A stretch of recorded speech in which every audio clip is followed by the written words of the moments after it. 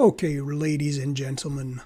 So, Rorate Caeli website, which a lot of traditional or conservative Catholics would frequent, which I used to frequent every day almost, and I still do. And they are excellent overall. But they did have a kind of an article by Don Pietro Leone. This is a pseudonym, not a real name, not the real name of the priest, but a pseudonym, a name he uses to write and to preach, basically to be safe, so he won't be persecuted by our most humble and merciful Holy Father, Benedict. Benedict, what I mean? Yeah, Benedict is the real Holy Father. I mean, Jorge Francis. Anyways, Don Pietro Leone wrote an article for Rorate Caeli, and it is Pope Francis Pope? And if not, what then? So Rorate basically says, we've always held that Francis is the valid Pope. He is Pope. His election was obviously, look at what they say here. Rorate's position is that Francis is indeed the Pope, no question about it. His election was obviously valid unless you're blind. Don Pietro explains below, and then a new one will be elected in upcoming conclave. Okay, yeah, well, of course, a new one will be elected in the upcoming conclave. But Don Pietro Leone, as I recall, had a good series on the 1955 changes in the liturgy. It was over several issues, I believe. I'm 90% sure it was him who wrote the articles. Anyways, so this is Rorate's position. Yeah, Francis is Pope. Yeah, Benedict obviously resigned validly, and Francis obviously was elected Pope, and no matter what kind of heresies Francis says, it doesn't matter. He's still Pope, and nobody can judge him, and this is the position of Don Pietro Leone. And who is Don Pietro Leone? This is from the 1 Peter 5 website, which he wrote some article on. But anyways, Don Pietro Leone holds degrees in what? Canon law? Dogmatic theology? No. He holds degrees in humanities and philosophy. So he's not a canonist. He is not an expert in canon law or dogmatics. He has degrees in humanities and philosophy. Because why I'm saying this, why I'm pointing it out, is because his assertions will be refuted by canonists, by canon lawyers, by experts in the law of the church, which would outweigh him. It's not my opinion, it's their opinion. Which is not their opinion, it is the teaching of the church. So anyways, Don Pietro Leone, he taught in seminaries and universities in Europe and America. He lives in Italy, where he currently divides his time between his pastoral and academic duties. He is the author of the book, The Family Under Attack, an excellent resource. And he is apparently an excellent priest, but in this point, his opinions are wrong. Simple as that. So I'm going to go through the article. And if you've gone through my channel, I have a ton of videos on Pope Benedict XVI, his so-called renunciation. Many, many videos on it. His interviews with Peter Seewald. A lot. Just browse. And of course on Francis, and even the election of Francis. And you see behind me here a book on the election of Pope Francis, which I did a full review on. And there's the other one, the book of the heresies of Francis. Anyways, so, and why I'm going to point this out, because it deals with the validity of the election of Francis, assuming even that Benedict actually resigned validly. Which, of course, if you watch enough of my videos, I highly doubt, even though I am a nobody, but I still have a brain in my head, and I can read what Pope Benedict XVI himself said while in office still, before his renunciation takes effect, explained what his renunciation actually entailed. And of course, what Gonswein, his personal secretary, with the approval of Benedict and his knowledge, actually explained exactly what the status of Benedict was and at the time is. So here's the article. So we're going to go through it. It will be a long video.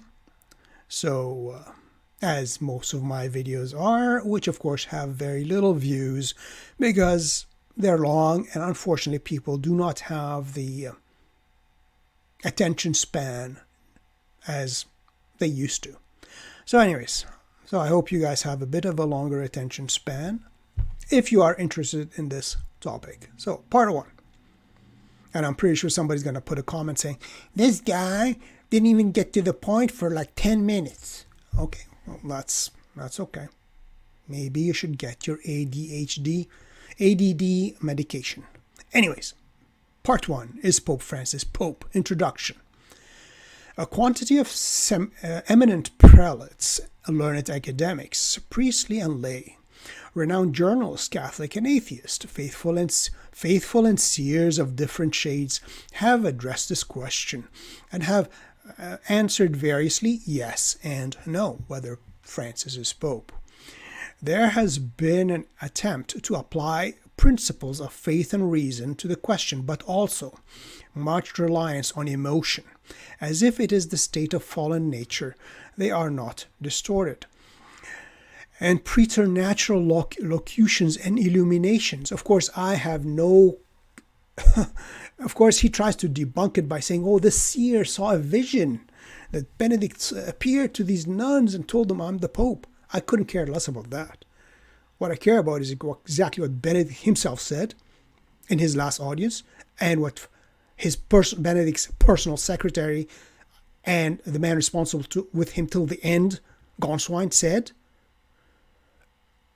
And what Benedict, of course, said many times through various interviews with Peter Seewald, when he said basically, I'm Pope forever.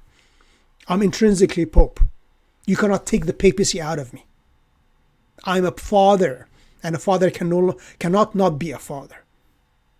All right, okay. So of course he tries to debunk it by citing some mystics and seers, and who cares? And he says that no less than 10 faithful have abandoned the author's, meaning Don Pietro Leone's, current apostolate because he, meaning himself, refused to celebrate Mass in union with Pope Benedict in the heart, in the canon, I guess, of the Mass. After Pope Benedict's death, although some seers teach that he is still alive, again, I have no idea who these seers are, and if they are seers indeed, then they're a bunch of nutcases. Because we have seen Benedict die, and we know where he is buried. And we saw how badly, how minimally Francis, the acting Pope, celebrated the funeral liturgy of Benedict XVI, because he did not want to give him any honors.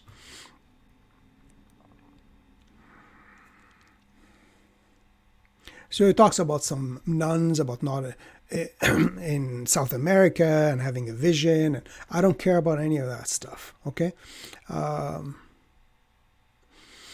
In all of this, few people have asked themselves whether or not they have the competence to resolve the question at all.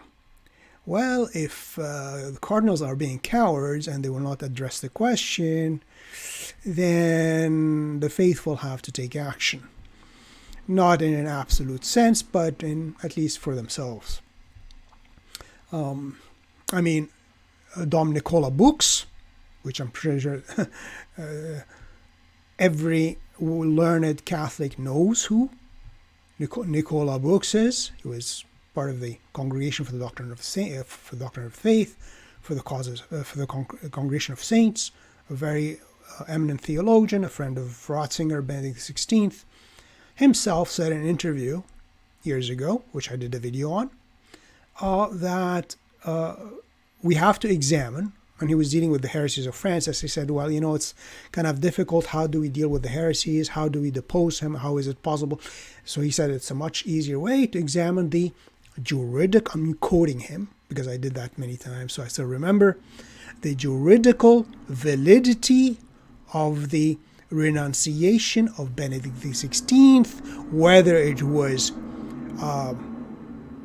partial or complete. Because he says if it was partial, it is invalid.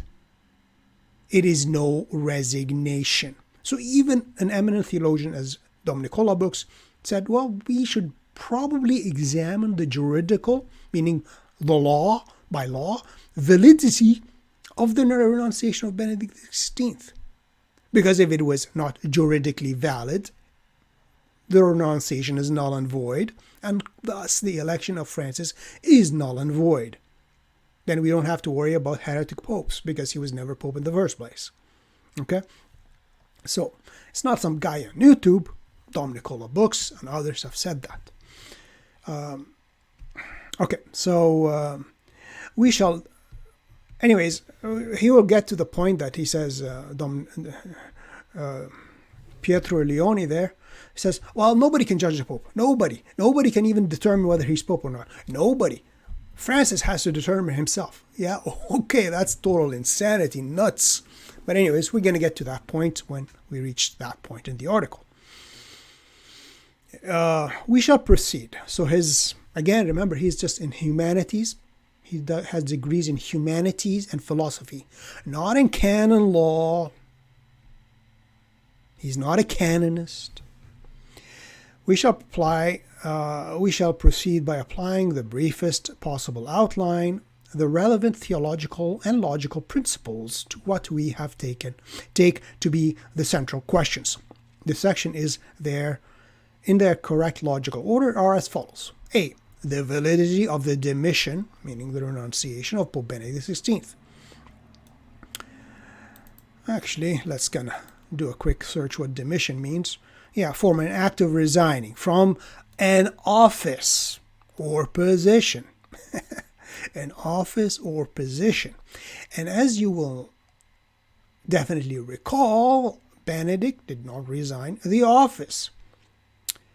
Conswine, his personal secretary, declares explicitly that Benedict did not abandon the office, which was impossible for him to do after his irrevocable acceptance of the office in 2005. Benedict XVI, while still Pope, according to the world, in his last audience says that his renunciation did not revoke what happened to him in 2005, which was what? His receiving of the office from the cardinals. Well, and that this office, which he received, was always and forever. So whatever he did, his renunciation did not revoke this, did not revoke his acceptance of the office. And he said that he only gave up the power for governance, the active exercise of the ministry, and he gave up the power for governance. That's it. And in his actual renunciation, in his actual declaratio, he says that the office of Peter consists of two parts, an active and a passive, a governing and a spiritual. So what he gave up was the governing part, which he himself says. So the diminution is an act of resigning an office, but unfortunately Benedict did not resign an office. That would have been much simpler for everybody concerned. And we're going to get to it because Conswine says explicitly that Benedict is the first Pope Emeritus in history, that there was never a Pope Emeritus, that Benedict's renunciation is nothing like any other resignation of the papal office in the entire history of the Church. Okay, so anyways, the validity of the mission, the demission of Pope Benedict XVI. B, the validity of the election of Pope Francis. C, the adherence of the moral totality of the Church to Pope Francis.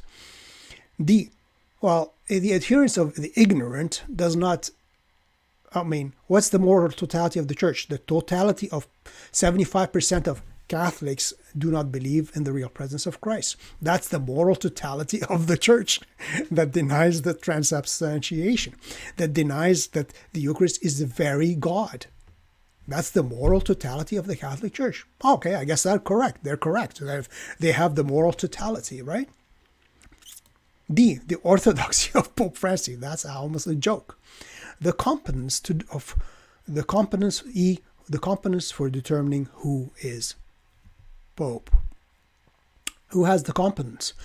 Don Pietro Leone says nobody has the competence.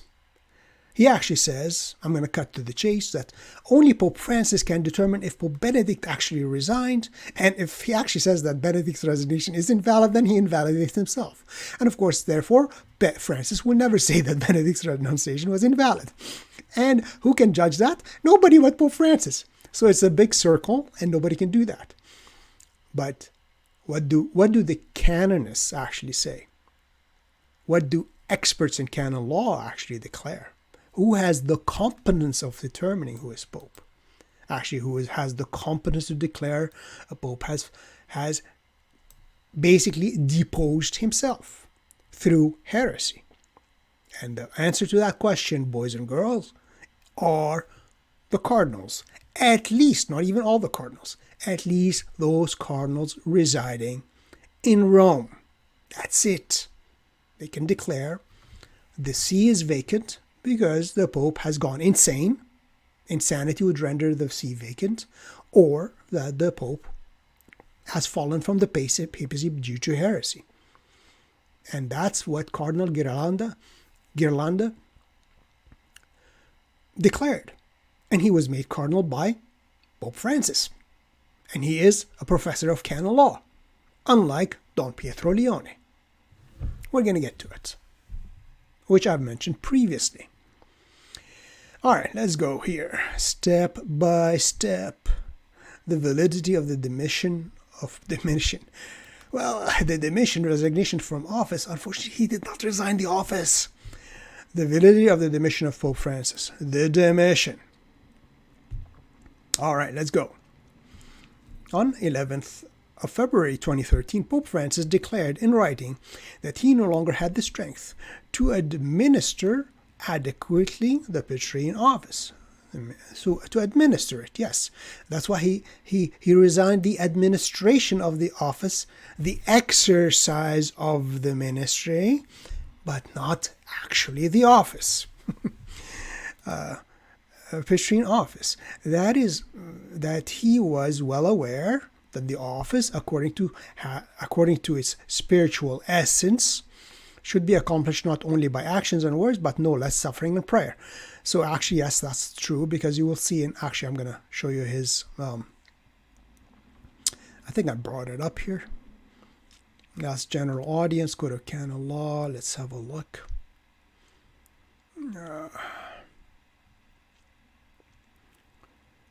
Pope Francis's Declaratio, we're going to get to it. Maybe I should do that now. That he renounced the ministry, but of course in his explanation of what that, he resigned the actual ministerium but not the munus. He resigned the ministry but not the office. The exercise of the office but not the actual office. That he renounced the governing aspect of the office but not the office. He remained in the cross of Christ, as he himself said in his last audience. So, ministerium of the Bishop of Rome, successor so that the see of Peter, the see of St. Peter, would be left vacant. A conclave would have to be convoked to elect a new pope, by whose head, by those who had the competence to do so. You know what? Let's just do the Declaratio just for a second here. The declaration of Benedict XVI. And I've done that previously, so I'm not going to dwell on it too much. I just want to point a few things. So he says, He gives his excuses. My strength to advanced age are no longer suited to the adequate exercise. That's why he resigned the exercise of the ministry, of the Petrine ministry. So the adequate exercise of the Petrine ministry. I'm well aware that this ministry, this office, due to its essential spiritual nature,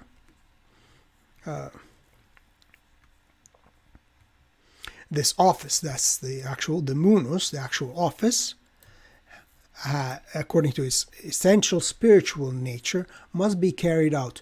How is this office carried out? Not only with the words and deeds, which is the governing aspect, but no less with prayer and suffering. Okay? No less with prayer and suffering. And I want you to keep this in mind, because we're going to see his declaration, Benedict's explanation that he did not abandon the office, did not abandon the church, but he is still there in prayer and suffering, which means he kept part of the office, which actually Gonswein said that he was the contemplative part of the expanded Petrine office. God, how dumb do you gotta be not to see what's in front of you? However, in today's world, the subject to so many rapid changes and shaken by questions of deep relevance for the life of faith, in order to govern the bark of St. Peter and proclaim the gospel, both strength of body and mind are necessary. Strength, which in the last few months has deteriorated in me. So what's the problem? His incapacity to fulfill the ministry entrusted to me. But he will actually declare in his last audience that the ministry entrusted to him, he has not abandoned, has not been revoked by his renunciation. Only the governing aspect that he no longer has. He gave it up, governing aspect. And I'm going to get to the point of that, because I'm going to mention it quickly. Well, I mentioned it previously, there's the impeded see, because he could not exercise his functions as Bishop of Rome. So it was an impeded see, and I dealt with that in a previous video. But the other position could be like a king regent, because the Pope is the king. A king regent is the one who does the governing of the kingdom in place of the king. So he's the king regent. He has basically all the kingly powers of governing. So this is basically what happened.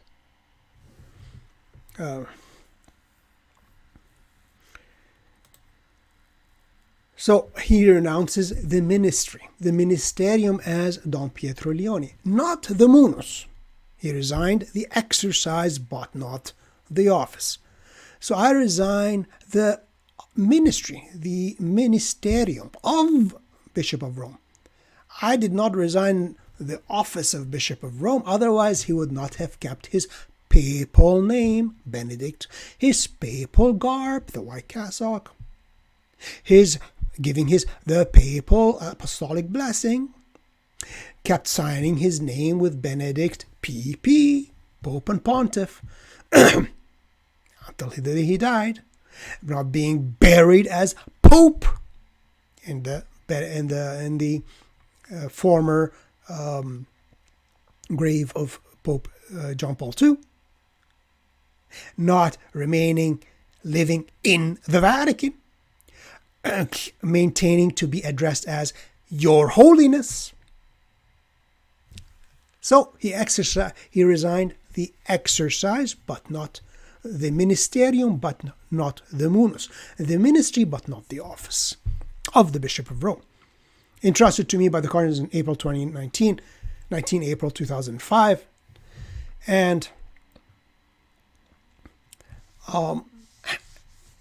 you see in his final audience as Pope, still in full powers, that he says his renunciation did not revoke what happened in 2005, which is his acceptance of the ministry, of the office. And he resigns it in such a way. I mean, what are these words? In such a way that on February 20, at the hour, the see of Rome, the see of Peter, will be vacant. Conclave to elect a supreme pontiff.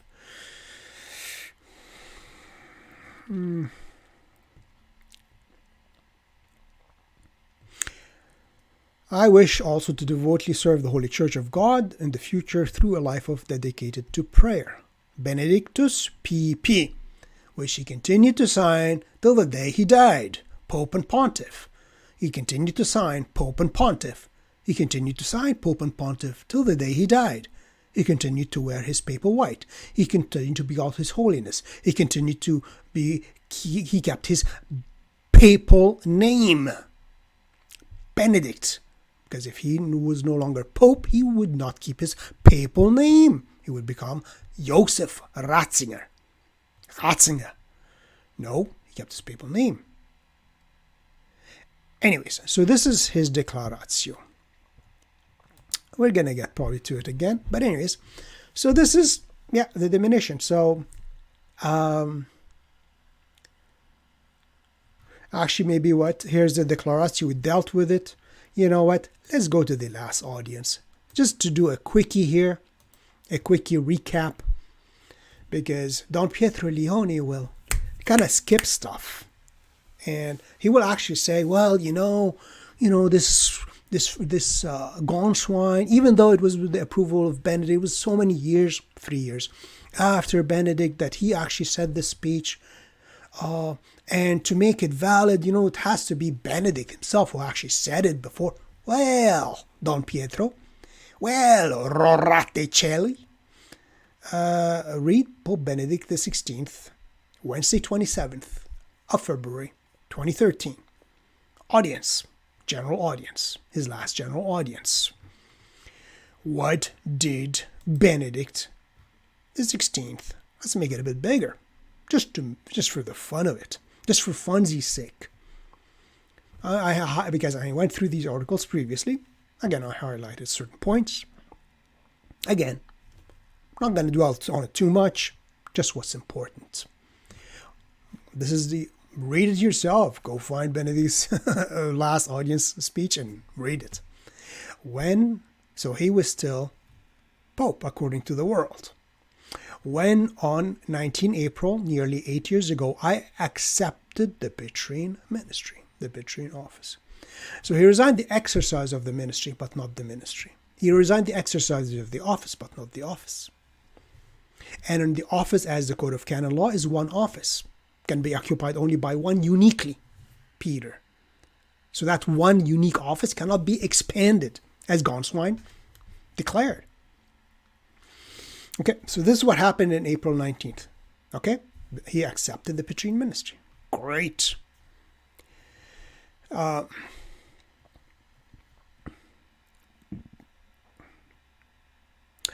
Here, allow me to go back again to April 19th, 2005. So he dwells on this over and over and over again. Okay, he dwells on it for a point. For those who have eyes to see can see. For those who have ears to hear will understand. Here, allow me to go back again to 19 April 2005, what happened then? What did happen then? He accepted the Petrine ministry. All right. The real gravity of the decision was also the decision of what? Of renouncing the exercise of the ministry. The real gravity of the decision was also due to the fact that from that moment on, so it is a grave decision. And why was it so grave? Because from that moment on, which is what's the moment? 19 April 2005, when he accepted the office of Peter, I was engaged always and forever by the Lord. So he, in his head, was engaged by the Lord always and forever. So there is no possibility of him not being engaged by the Lord, which whatever happened to him on April 19th, 2005, which is the acceptance of the office, being a successor of Peter. That's why Gonsolin says he never abandoned the office, which was something which would have been absolutely impossible for him to do after what? His irrevocable acceptance of what? The office.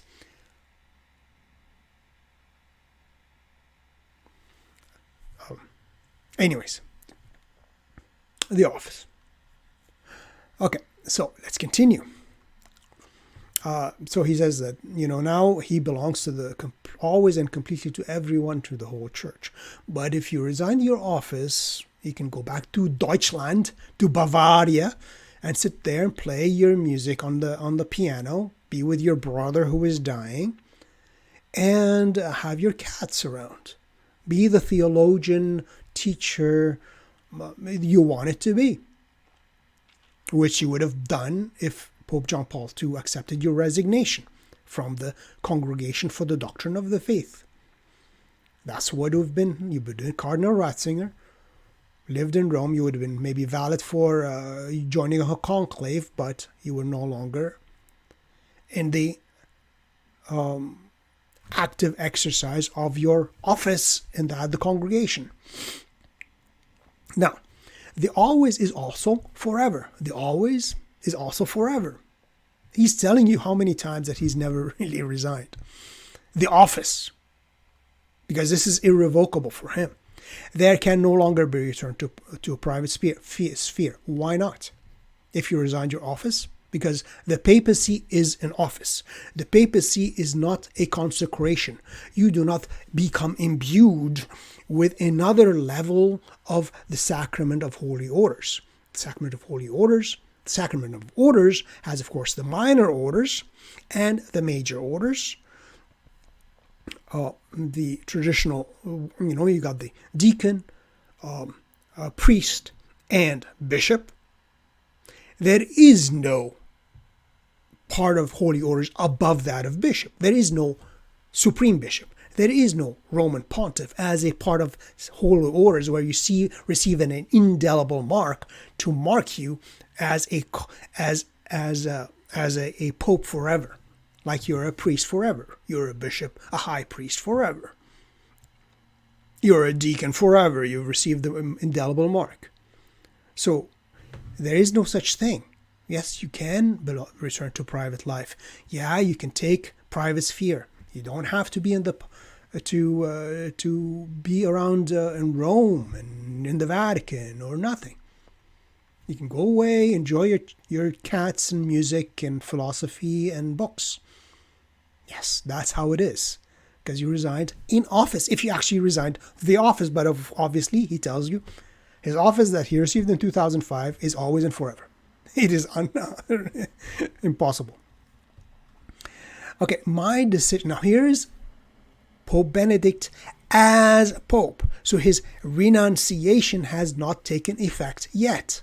So what is the Pope interpreting his very own renunciation, declaratio, his declaration, not even a renunciation, his declaration? What does Benedict, how does he, as the writer of the declaration, explain his declaration? He is explaining it right there. There is a decision to resign what? The office? The munus? No. The ministry? No. To resign the active exercise of the ministry or the active exercise of the office. So my decision to resign the active exercise of the office does not revoke this, which he's been dwelling on over and over again, which is his acceptance of the office after April 19th, 2005. So even his resignation, he only resigned the active exercise of the ministry, but not the ministry itself. He resigned the active exercise of the office, but not the office itself. I do not return to private life, to the world of travel, meetings, receptions, conferences, and so on. I am not abandoning the cross. I am not abandoning the cross. And somebody, I can't remember who, was saying that the cross is another word for the office of Peter. I'm not. Again, Benedict XVI himself says. Let's see messages here. Okay, anyways. I'm not abandoning the cross. I am remaining in a new, but remaining in a new way. Because he was the first ever Pope Emeritus. Never happened in history at the side of our crucified Lord. I no longer bear. What does he no longer bear?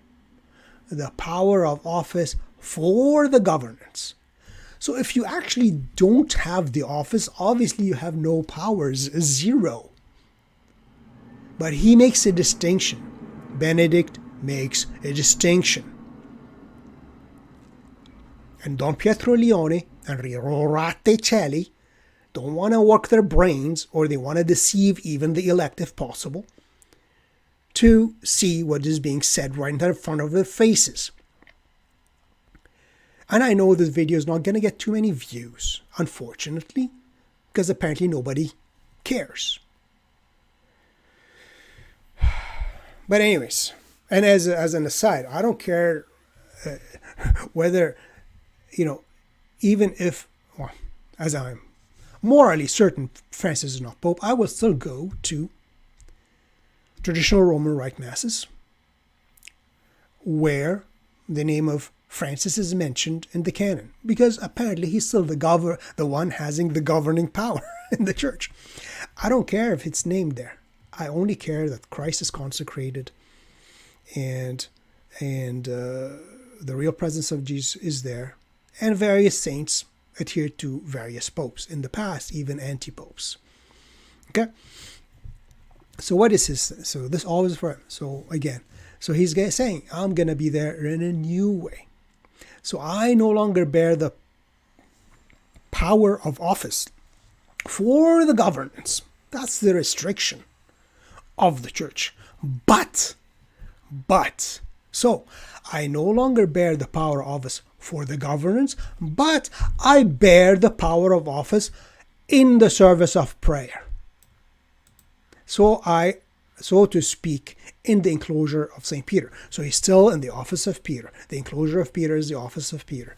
And he himself said in the Declaratio that the ministry of the Bishop of Rome is essentially spiritual nature, and it's carried out in two ways. Words and deeds, which is the governing powers, the governing authority, the powers for governance, but no less. So it is of equal value with prayer and suffering. And in his last audience, he said, I no longer bear the power for the governance of the church, but in the service of prayer I remain. I remain your Pope in the service of prayer. So to speak, in the enclosure of St. Peter, in the office of St. Peter. Saint Benedict. Listen to this again. Saint Benedict, whose name I bear as Pope. Keep this in mind. The name of Saint Benedict I bear as Pope. Did Benedict XVI revert to his birth name of Joseph Ratzinger? Or did he maintain the name of Benedict, the name he bears as Pope?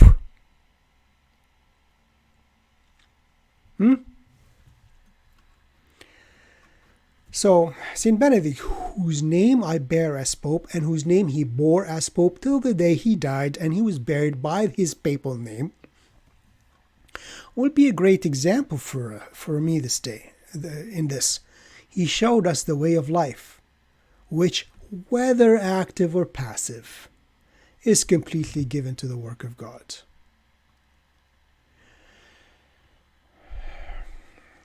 So he talks about the new successors to the Apostle Peter, but he himself tells you, so I don't know how you can square this. He himself tells you, he only gave up the power for governments, but he remains he has the power for service and prayer. And he divided the office into two. And he maintained his name of Benedict, which he bore as Pope. Therefore, he remained Pope.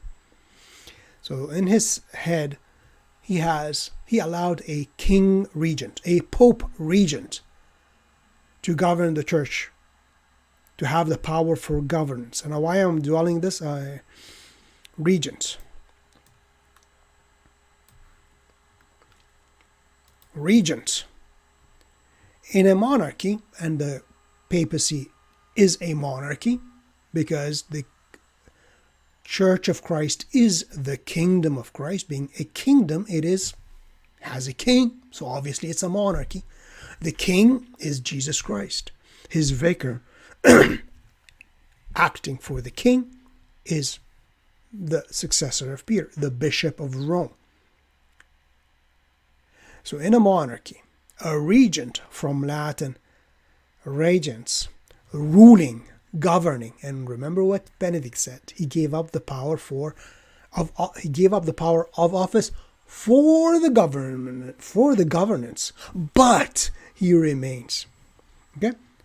So in a monarchy, a regent ruling, governing, is a person appointed to govern a state or the church, which is the kingdom of Christ, pro tempore, for the time being.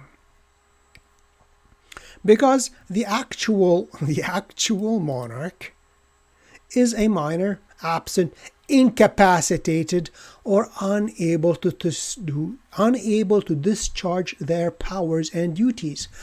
As Benedict himself said, because of my strength due to the advanced age are no longer suited to the adequate exercise of the Petrine ministry. So a regent would be appointed because of the monarch incapacitated or unable to discharge their powers and duties. That's exactly what Benedict said. Or the throne is vacant. Or the throne is vacant, so a king regent or a pope regent in this case may rule, and a new monarch has not yet been determined. Well, we're going to have the new monarch when they have a new conclave and elect a true successor of Benedict XVI. See the point here? Let's go back to Don Pietro Leone. Okay, so part 2. So,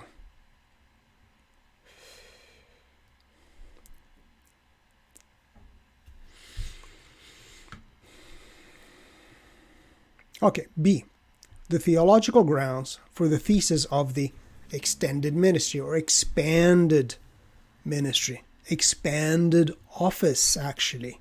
This is what Gonswein talked about, and which Cardinal Burke said in his interview with Patrick Coffin on YouTube, which I kind of commented on years ago, no longer available on this channel, on YouTube. But he says the speech of Gonswein is kind of troubling. Well, you think? Well, Gonswein is actually simply making explicit what Benedict said quite clearly, but not maybe as explicitly for those who do not have eyes to see. Expanded Petrine office speech. Complete English text of Archbishop Georg Gonswein's expanded Petrine office. Yeah, I no longer have the power of office. I no longer bear the power of office for the governance of the church, but I do bear the power of office for the service of prayer. I remain, so to speak, in the office of Peter, in the enclosure of St. Peter. St. Benedict, whose name I bear as Pope, which I bore as Pope, till the day I died and was buried by my as Pope, buried as Pope, keeping my papal name of Benedict. So obviously he did not resign the office. And an office, as being a unique office, cannot be occupied by two people. All right, let's see what Don Pietro Leone, the humanities priest and the philosophy priest, and not the canonist priest. Okay? I'm not trying to disparage him. I'm just pointing his qualifications here and showing you what he has maybe intentionally ignored, trying to maintain the illusion that Francis is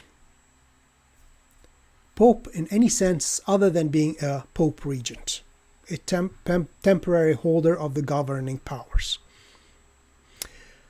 Commenting on this section in a speech at the Gregorian University on May 20th, 2016.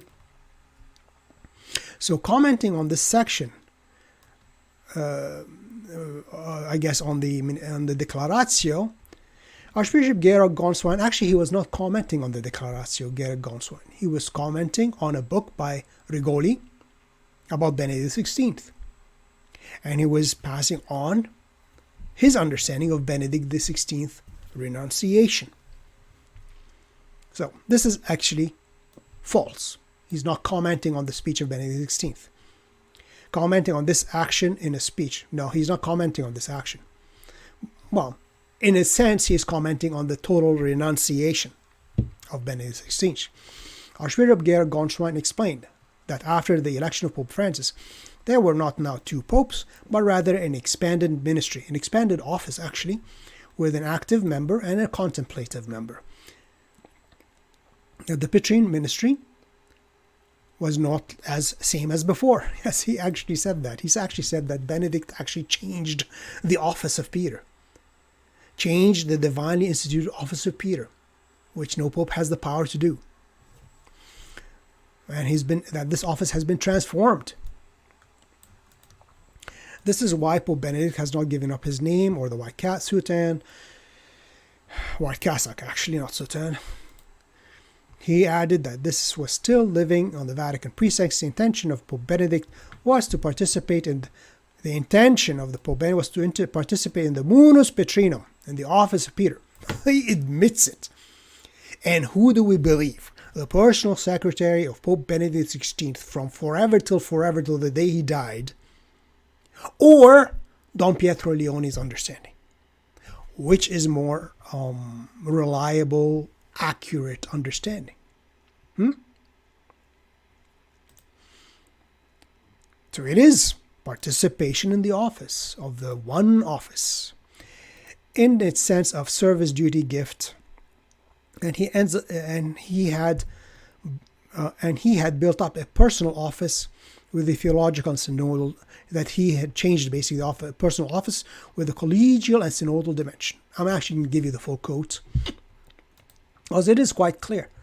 And people ask, we've been asking, well, of course now Benedict has passed away to his judgment, is that why is he still dressed in white? Why do people still call him Pope? Why is he still living in the Vatican? Why does he give papal blessing? Why is he calling holiness? All of this has been answered from 2016. But people seem to wanted to remain blind. They want to remain blind and ask stupid questions, when it was clearly declared for the world to hear. Why? Explicitly and forcefully. And if this was not correct, Benedict would have come out and said, sorry, my personal secretary, Gonswein, has made a mistake. This is the accurate status. Okay, let's hear. The Pope's private secretary also said he left the papal throne but has not abandoned the ministry, something quite impossible after his irrevocable acceptance of the office of 2005. Of course, I've said that, and I've said that a million times before. Again, who do we believe, Don Pietro Leone or Archbishop Gonswein? I choose to believe, and Gonswein basically repeats what Benedict XVI, while still in office, himself, before his renunciation takes effect, himself declared, as I've shown you already, that he only gave up the power for government, but he remained in that office. And that office was irrevocable, that his renunciation did not revoke his acceptance of the office in 2005. You've seen that already. Okay. Clearly, the Pope's vision of an extended Petrine ministry derives in some way or another from the doctrine of collegiality. Actually, maybe, but so he's now actually, Don Pietro Leone is trying to justify this expanded office based on the teachings of Vatican II, which actually has nothing to do with an expanded office of the papacy. Collegiality is between the Pope, the unique office holder, the successor of Peter, with his college of bishops. The bishops like Peter and the apostles, Peter and the 12. It's always been like that. So it has nothing to do with two Peters governing at the same time. Okay? So this is kind of, again, dare I say, a deception from Don Pietro Leone. Clearly, the Pope's vision, clearly, I can see the Pope's vision. I can read his mind, clearly. I can ignore his words, which he actually declared on his last audience. I can ignore the words of his personal secretary, and I can read his mind. I can see his vision.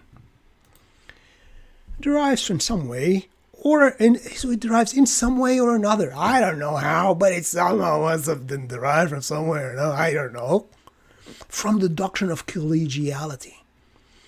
That doctrine of Vatican Council II, which purports to limit the Church's dogma of monarchical hierarchy of the Church, and particularly of the papal primacy. See, I don't think so.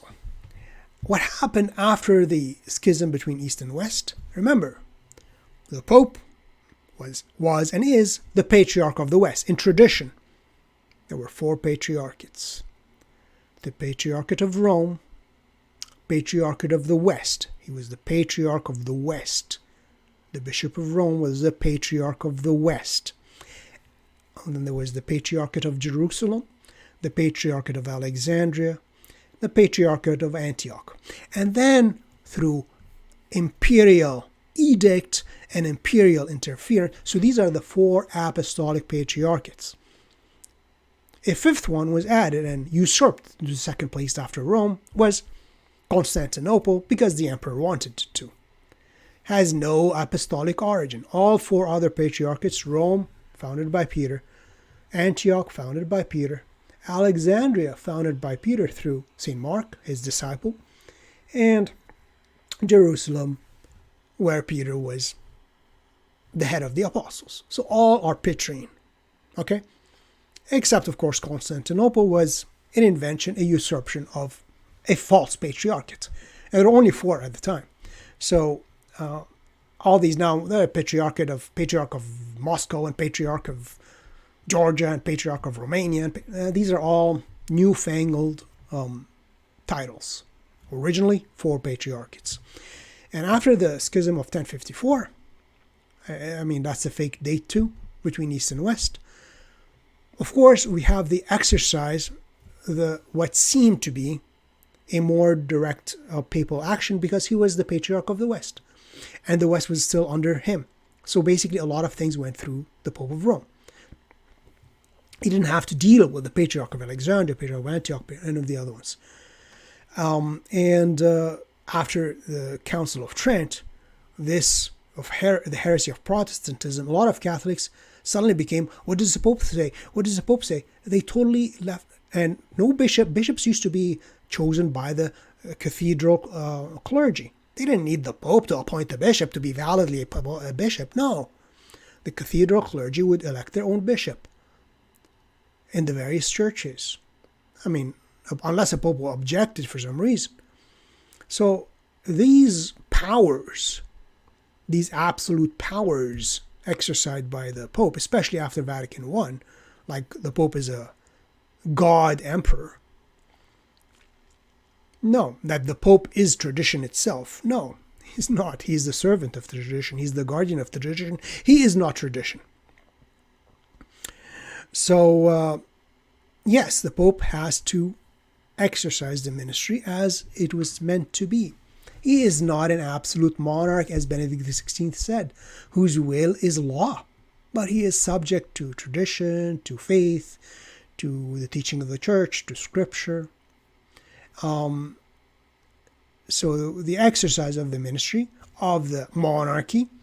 So the king could be a monarch, like the king is a monarch. The various medieval monarchies, they were not absolute monarchies. They were monarchies. But they were not the false monarchies of the god emperors, the absolute monarchs of the 19th century, 18th century, where their will was the divine word. No. Kings, so collegiality did not limit. So the king had his collegial assistants, meaning the princes and lords and dukes, and they governed. He was the king, but they helped him govern the entire kingdom. Same thing with the Pope and the bishops. So, anyways, let's get into, I know I went on a tangent here, but whatever. Whatever, Trevor. Let's see here. Okay. So he claims, Vatican II tried to limit the monarchy. No, real monarchy, not absolute monarchy. Absolute monarchy is a false monarchy. Absolute papacy is a false papacy, because he's acting in an absolute dictatorial manner, as we can see Francis is doing. Hey, I don't like traditional liturgy, I ban it.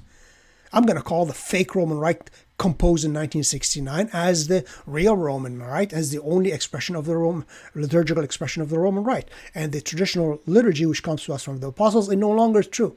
Well, here you go. The supreme monarch has said so. His word is divine. No, his word is garbage. His word is toilet paper. In this case. Okay?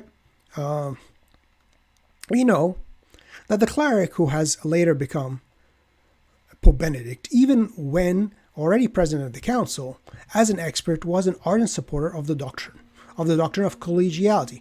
But we have to remember, again, what is collegiality? It's like a king and his princes and dukes and helping him rule. There's nothing wrong with that, as long as you do not usurp the power of the king, and as we know, Benedict, over the years, the more he aged, the more he grew in wisdom, started to reject many of the things he promoted at Vatican II. He saw the destructive powers of what he promoted as a periti. In the book The Episcopate and Primacy, for example, we read, "The Church is not like a circle with a single center, but like an ellipse with two foci, papacy and episcopate." Yeah, well, in a sense, yes. As a counter to the absolute monarchy, the absolute papacy of a Pius IX, the Pope is an absolute monarch, as Benedict XVI said, whose will is law. I say it's like the Jesuits were saying, well, if the Pope says, Ignatius said, if the Pope says white is black, you say it's black. So ignore your mental faculties, ignore your logic, ignore reason, and just be a slave like a Pope is a god. No, the Pope is not a god. The vicar of Christ, he is the vicar of the King. He is not the King. He is not God incarnate. Even Jesus Christ himself did only what his Father told him to do. He did not deviate from the will of his Father. Same thing, a Pope cannot deviate from the will of Christ.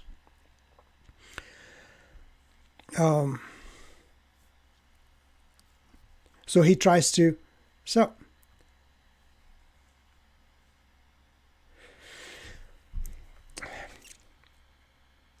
okay, actually I'm going to just show you the part of the, where's the Gonchwein's expanded Petrine ministry.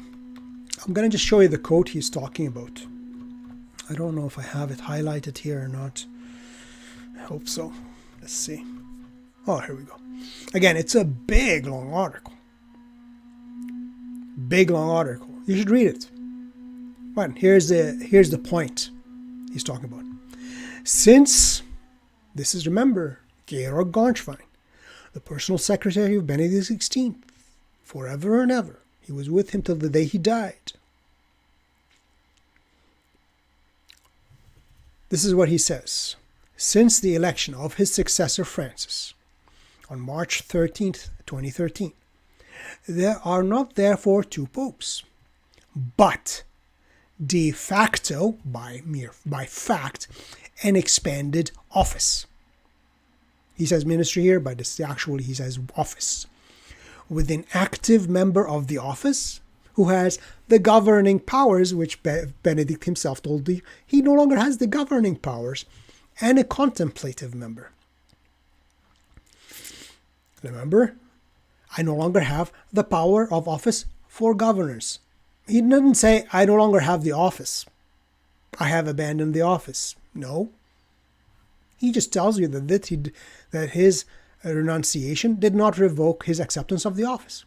But he no longer has the power of office for governors. But I remain. But I have the power of office. In the service of prayer, I remain. In the office of St. Peter. In the enclosure of St. Peter. So, get back to Gonschwalling. He explains, for those who are always wondering, why did he wear white? Isn't he no longer Pope? No, he was Pope. He himself told you. Gonschwalling told you. His Declaratio tells you that the office is divided into two parts, governing and spiritual, and contemplative, prayerful. So, Benedict basically allowed a Pope regent in his place to reign pro tempore until a true successor is elected, so basically the next Pope. So he says, since the election of his successor Francis on March 13th, 2013, there are not therefore two popes, but de facto an expanded ministry, an expanded office, with an active member and a contemplative member. That is why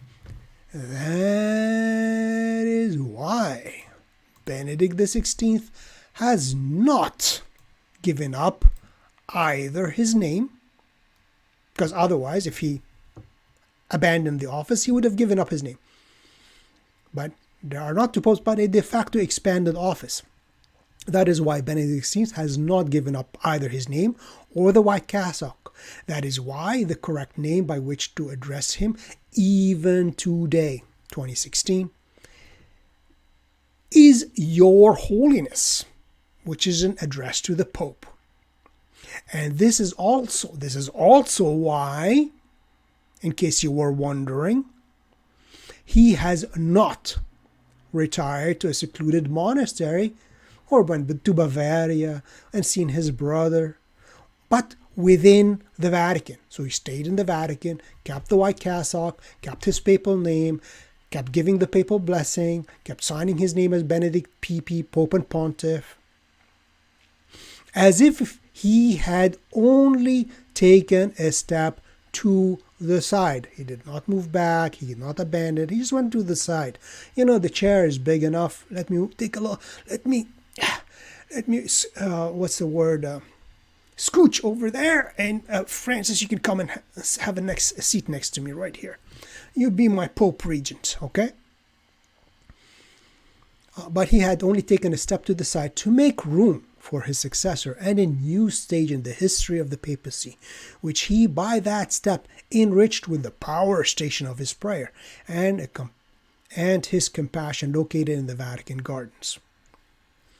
35 years later, he has not abandoned the office. Therefore, his resignation, he did not resign the office. There is no office resignation. Therefore, he is still Pope. Period. End of story. He has not abandoned the office. And I'm going to go Code of Canon Law. Canon 331. The Roman Pontiff. That's the 1983. The Code of Canon Law under which Benedict ruled. The Bishop of the Roman Church, in whom continues the office, given by the Lord uniquely, singularly, to Peter, the first of the apostles, and to be transmitted to his successors, is the head of the College of Bishops. Here's collegiality, but he's the head, he's the king, he's the monarch. the vicar of Christ, the pastor of a universal church on earth, by virtue, not of his person, of his office, he possesses supreme, full, immediate, and universal ordinary power in the church, which he is always able to exercise freely. Of course, Canon 332 number 1 says, the Roman pontiff obtains full and supreme power in the church by his acceptance of what? Any election? No, of a legitimate election. So if the election was not legitimate, he would not possess supreme power of the church, together with episcopal consecration. Okay, Canon 332 number 2. If it happens that the Roman pontiff resigns what? The exercise of the ministry, the power for governance of the office? No. If it happens that the Roman pontiff resigns the office, the munus of Peter, it is required for validity that the resignation be made freely and properly manifested, but that it not be accepted by everyone. So you don't have to accept it, but he has the power to resign. But if he resigns, what does he resign? The office, which is what? Uniquely given to Peter. It's a single office to a single man.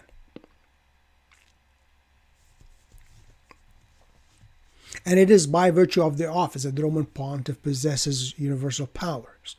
In fulfilling of the office, the supreme pontiff has, and so forth. In the Canon 335, when the Roman see is vacant or entirely impeded, so he cannot exercise the office. I'm just too old, I'm too tired to exercise the office. Therefore, I'm going to appoint a Pope Regent, or I let a Pope Regent be elected, the successor of Peter. So anyways, we can see here that for validity, it says, if it happens that the Roman pontiff resigns what? He could have said the papacy, but no, resign the office. I mean, actually, if Benedict said, I hereby renounce the papacy as of so-and-so, he obviously resigned the office. But he didn't say that. He said, I'm going to resign I know the office is spiritual and temporal, but so I'm going to resign the ministry of the office. The exercise of the office. Not resigning the office. That's why I kept my papal name. That's why I kept wearing white. That's why you keep on addressing me as Holiness. That's why I signed my name as Benedictus, Pope and Pontiff, PP. That's why I keep on giving the papal blessing. That's why Jorge Francis brings the newly chosen cardinals to me to receive my blessing. So, let's go back to Don Pietro Leone. I'm actually tired of speaking already, but anyways. It's all done for the greater good. Done for the greater good. Okay.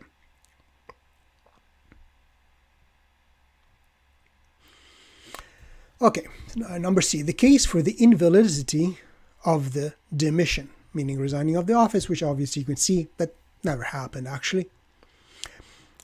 On the basis of Pope Benedict's declaration and as expounded by his private secretary,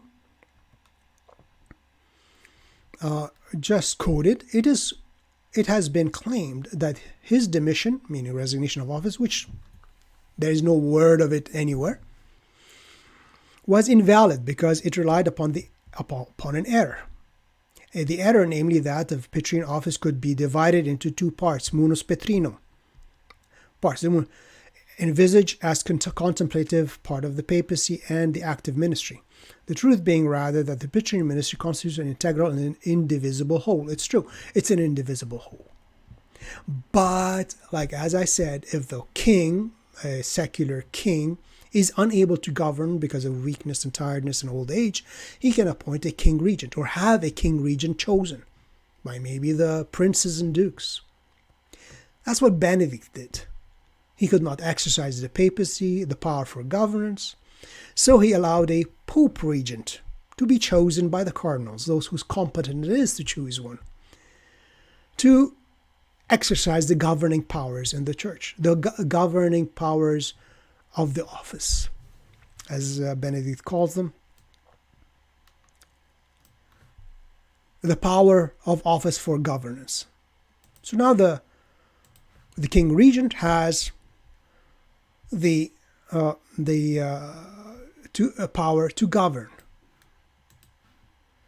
because the actual monarch is unable to discharge the office and duties because of various reasons, weakness, tiredness, or the throne is empty. So, the claim that the demission was invalid is of legal order. And as I said, indeed it is of the legal order. And as I've said, Don Pietro Leone is not a canon lawyer.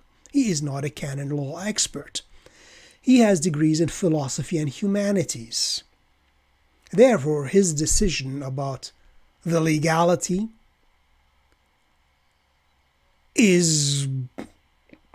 should be taken with a humongous grain of salt. It is based on two canons. Actually, no, it's not based on two canons. It's based on three canons. The first canon, which you do not quote Don Pietro Leone and Rorate Caeli, is the one I just quoted, which is Canon 331, number 2. If it happens that the Roman Pontiff resigns what? The exercise of ministry? No, the office. And he has to resign the office. And it is the office which gives him the power, and through the power of the virtue of the office, he is a pope. So he has to resign the office. And if he does not resign the office, he did not resign the papacy. And he remains pope. So Don Pietro Leone ignores totally the very canon for the resignation of the papacy, the office. Deals with two other canons. So it says, Canon 126 states of juridical acts that an act placed out of ignorance or out of error concerning something which constitutes a substance or which amounts to a condition sine qua non is invalid. And Canon 188 states that a resignation made out of substantial error is invalid by the law itself. So yeah, error, it says actually Canon 188, error, simony, fear, like out of fear, and we know all the threats and fear Benedict was put under. The cash machine stopped working, like the money machines in the Vatican, and they magically started working as soon as he resigned. The St. Gallen Mafia, the Martinis, pressure by Cardinal Martini for him to resign. There were a lot of pressure. So to resign being out of pressure, Canon 188, I'm not going to go through finding it for you now, but I quoted it previously. So if there was pressure for him to resign, the resignation is invalid by the law itself. And substantial error. So if he thought, for example, hey, you know what? I can divide the office in two. But I think it was not substantial error in this case, which I thought, if he thought I can divide the office in two and expand it, definitely it's a substantial error, would render his resignation null and void. But now I consider it more of he said, you know what, I don't have the power as the king, as the pope, so I'm going to allow a pope regent to exercise the power for governance of the church. The power which I'm not giving up, but I'm remaining pope, like a king would have a king regent. It's an impeded see. I cannot exercise my power, so I'm going to allow somebody else to run it in my place. And now since the see is vacant when I'm dead, like the king is dead, the king regent or the pope regent is still reigning until another one is elected. So that shouldn't be taking too long because Jorge is quite old.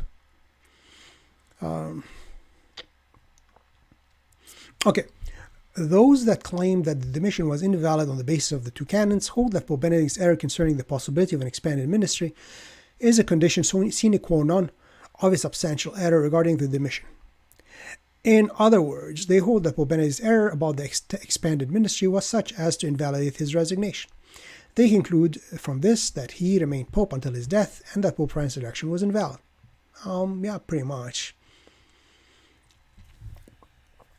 Now he tries to call into question the even validity of Benedict's election, questions arising in regard to the invalidity of the demission. Since the invalidity of Pope Benedict's demission, again, resignation from office, which we already seen, he didn't really resign into office. He told you he didn't. He told you his renunciation did not revoke his acceptance of the office. He told you that while he was still in office. Can only be established by a process. Since the invalidity of the Pope Benedict's demission can only be established by a process of law, which you are not expert at, then at most only an opinion can be given as to the strength of the case. To do so, various questions are addressed.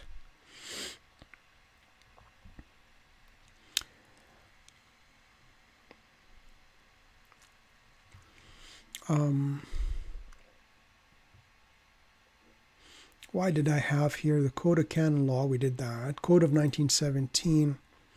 Code of 1917, which is basically the Canon 188. Resigning, which is basically the Canon of 188 of the 1983 Code. Resignation is invalid by the law itself if it was made out of grave fear, unjustly inflicted, or from fraud, substantial error, or simony. The same canon is repeated in the 1983 Code. So out of grave fear, unjustly inflicted. So if somebody's being threatened to resign or else. Resign or we're going to bankrupt the Vatican.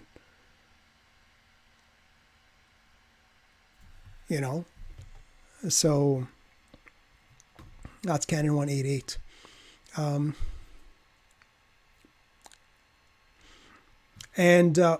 Before we continue here, because I have so many tabs open, I'm going to actually point you to a question. Again, not a question, but here it is. A picture. Picture worth 1,000 words. Death and funeral for Benedict XVI. So,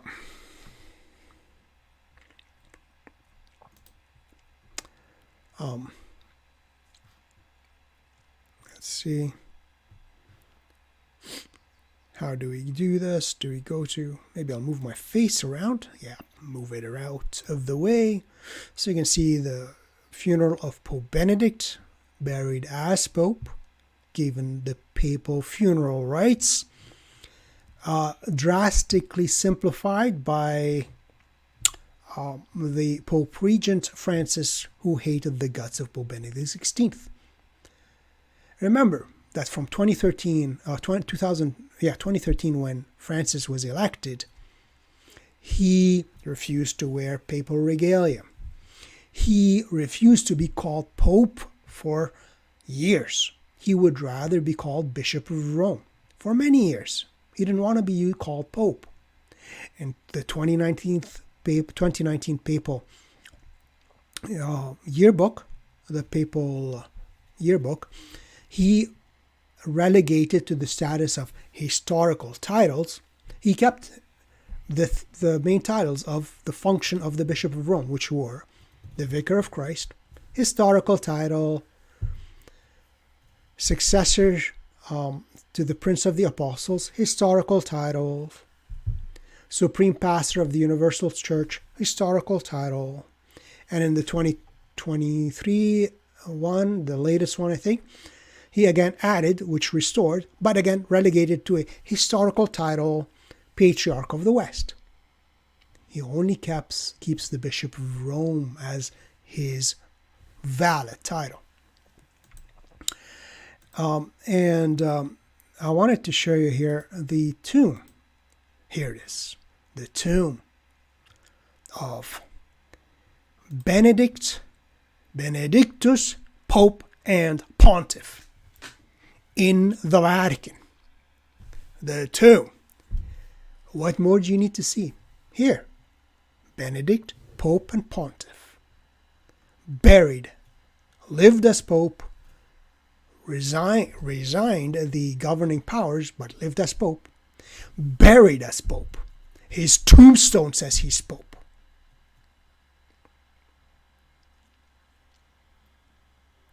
this is the tomb of Pope Benedict. And if he was remained Pope, buried as Pope, etched in marble that he's Pope, what is the debate about? What are we talking about here? What's the discussion? There's no discussion here. There's no matter of debate. So I was researching this King Regent, talking about Regent.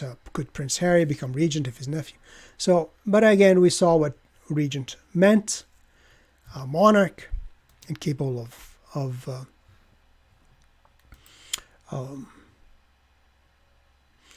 this one I wanted to show you because this was written, I think, in 2013. Yeah, by Stefano Violi. If you can still find it online. I tried to upload it somewhere. I can always share it. I shared it on one video. You can read his whole study. And Stefano Violi is a professor of canon law in the Faculty of Theology in Lugano, and in Emilia-Romagna, I think, near Rome. So he is a canon law expert. So he did this study, I think 10, 12 pages or something. Let me expand it a bit more. So it's called The Resignation of Benedict XVI Between History, Law, and Conscience. So in this whole thing, he analyzes the resignations. I mean, basically, no bishop resigned, no pope resigned, except for heresy. A bishop might be deposed for heresy or removed. There is this resignation of bishops. You reached the age of resignation. No, there's no such thing. This was a novelty and innovation of the destroyer of the Roman Rite, Paul VI, who introduced the age of resignation for bishops, which is not even required. The Code of Canon Law simply says that it requests that bishops submit the resignation. It does not order them to do so. It just requests it. Because it is total novelty. A bishop is the father. He is the vicar of Christ in his diocese. He is the father of the diocese. You can't tell if, hey, you're too old, get out of there. But Pope Paul VI, of unhappy memory, the destroyer of the Roman Rite, did it so he can purge the episcopacy of those traditional Catholic bishops. He did the same for the cardinals by reducing the age. Oh, if you're over 80, you can't vote. You can't vote. You can't be voting in the papal conclave. Why? Because I want to have a modernist, liberal elected after me. So anyways, he goes through 8, 10 pages, 12 pages, whatever it is, of the history of resignations and when was it allowed and when did popes resign and how could they resign and what were the conditions. Anyways, you can read the whole thing. It's an excellent read.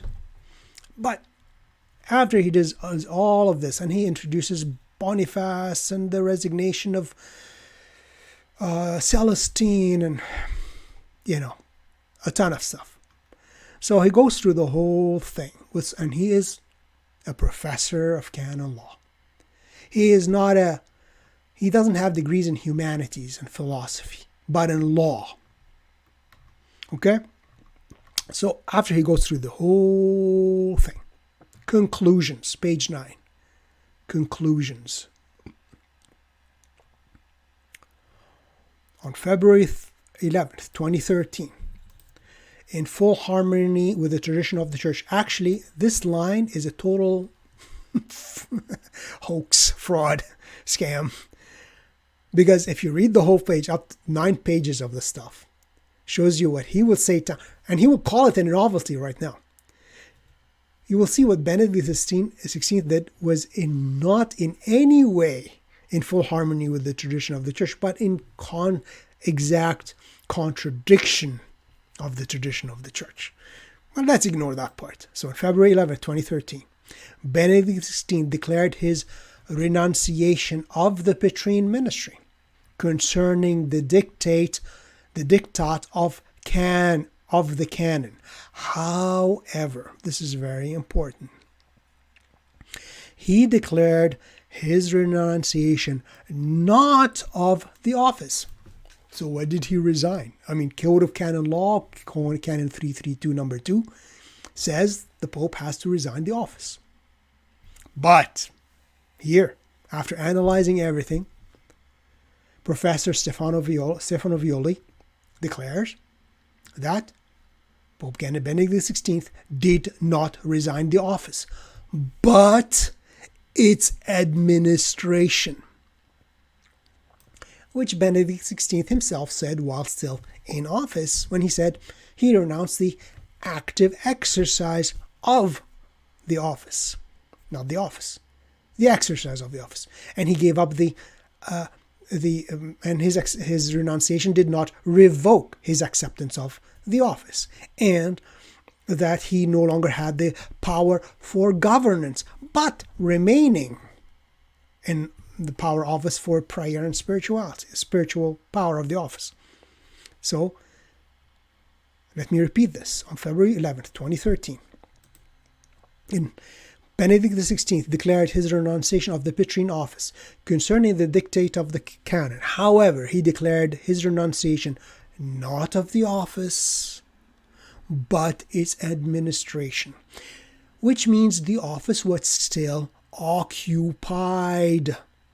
An occupied office, which is can be occupied by uniquely, singly, or single person, cannot be occupied by another person while it is still occupied. But in the case if we do a king regent or a pope regent, so the office is still occupied, but this regent, pope regent, can do the governing functions of the church. A renunciation. I'm going to read that this the third time, and I'm not going to stop this one time. On February 11, 2013, Benedict XVI declared his renunciation of the Petrine office, Petrine ministry, concerning the dictate of the canon. However, he declared his renunciation not of the office, but its administration.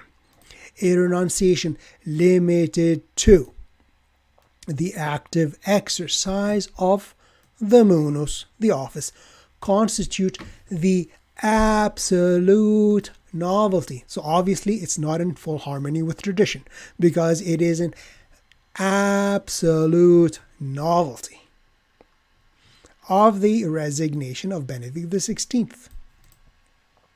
At the juridical base, meaning at the law, the base in law of his decision is not then canon 332 number 2, which is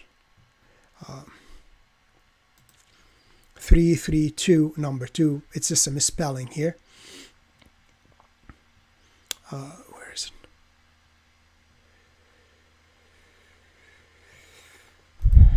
it? 332 number 2, which, so he explicitly tells you, this canon law professor explicitly tells you, at the law basis of his resignation, of his decision, is not then canon 332 number 2, which governs a renunciation of office. Okay, so he tells you Benedict didn't even use that canon, which is the whole basis of the resignation, of any resignation of office, demission, as Don Pietro Leone would like to say, different from that pronounced by Benedict XVI. The theological juridical foundation of the Plenitudo Potestas, sanctioned by Canon 331, basically says, well, the Pope has ultimate power. Therefore, he did his renunciation, but he only resigned the exercise, but not. So anyway, I'm going to read it for you. The theological juridical foundation is the Plenitudo Potestas, the plenitude of power, sanctioned by Canon 331. But I'm pretty sure Canon 331, do I even have it here? Let's have a look here. No, Canon 331. Yeah, he has full supreme power over the church, but doesn't have the power to alter the office instituted, the divinely instituted office of Jesus by Jesus Christ. He does not have that power. Precisely in the bundle of these inherent powers is included as well the exclusive power, or rather the faculty, so he says that this power, he has the faculty, the ability of freely and irrevocably renouncing all the powers themselves, the power for governance, as Benedict himself says, without renouncing the office of the munus. Taking cognizance that his strength were no longer fitted to the administration of the munus entrusted to him,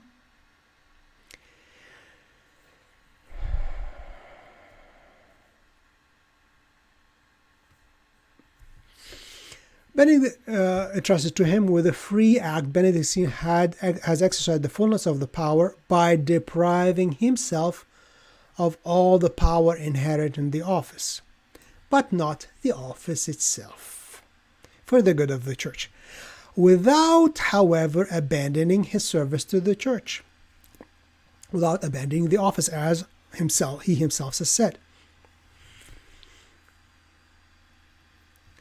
This constitutes, through the exercise of the most eminently spiritual dimension inherent. This continues. So, however, without, however, abandoning the service of the church, this continues through the exercise of the most eminently spiritual dimension inherent in the office. So, this continues in the most eminently spiritual dimension inherent in the office, which Benedict did not renounce, entrusted to him, which he did not intend to renounce. Okay, that should put an exclamation point on the whole subject. So from Don Pietro Leone on his humanities and philosophy, he cannot argue with a professor of canon law who analyzed the whole history of resignations from popes and bishops. And when was it even introduced? Not in history. Bishops or popes would be removed for heresy or apostasy. That's it, not for old age. I'm too tired.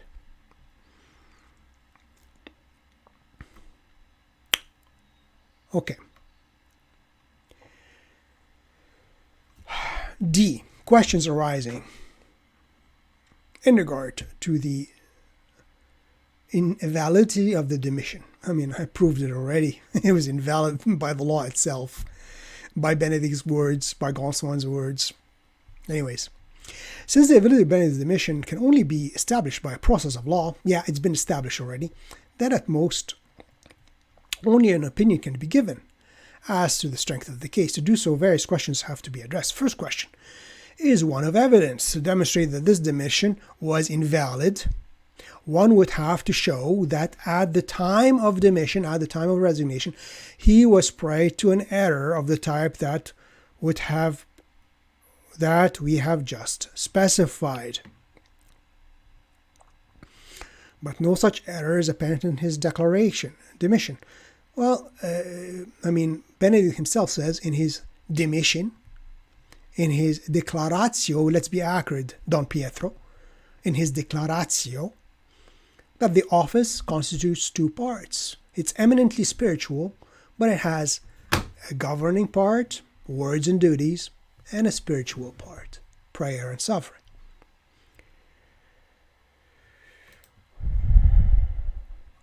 All that Benedict writes in its correspondence entirely to a simple renunciation of the papacy. Okay, if you still believe that after all of I've shown and I've said, you must be brain dead. Or a deceiver.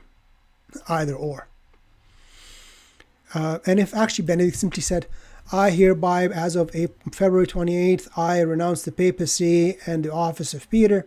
End of story. Because of my weakness and inability to exercise it, the office, so I'm renouncing the papacy and the office of Peter. I will henceforth be called Joseph Ratzinger and retire to Bavaria. End of story. That would be nothing to be declared and argue about and discuss. None of that happened, though. A. As to himself, he expresses no intention to remain Pope. No, he kept his papal name, he kept the papal white, he kept the papal blessing, he kept after he signed his name, Benedictus PP, Pope and Pontiff. He gave the papal blessings. Francis brought the newly elected cardinals to receive his papal blessing and kiss his hand. So, he remained in the Vatican. He remained to be called Holiness. He himself says his renunciation does not revoke his acceptance of the office in 2005. What more do you want? It is true that he mentions Munus Petrinum and Ministerium, the Bishop Rome successor of Peter, but it does not define their function nor express any intention to exercise either in any way. Well, I already proved that wrong.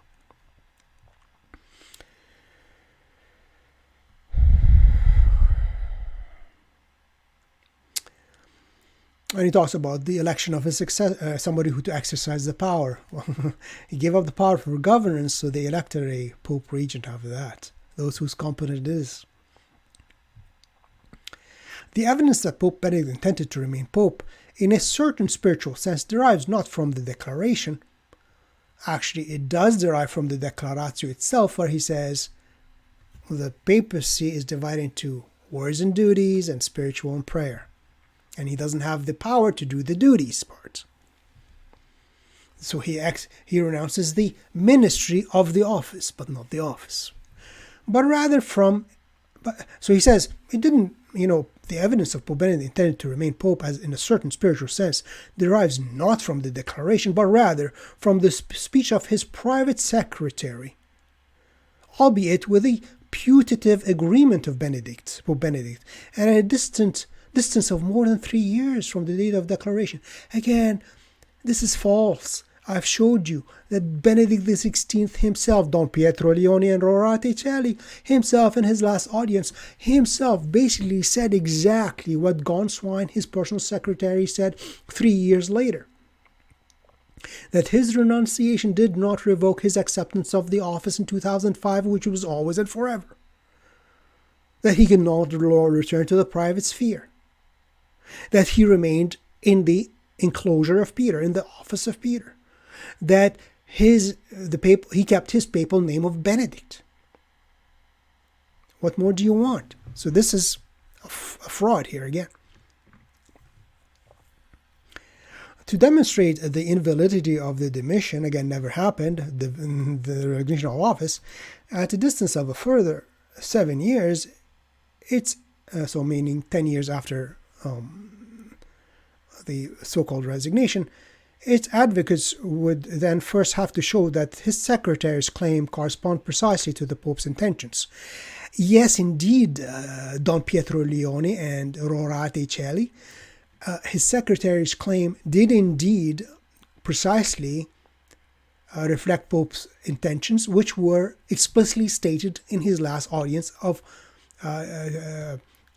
here it is, last audience of February 27th, 2013. Yes, indeed, he did. And second, to his intention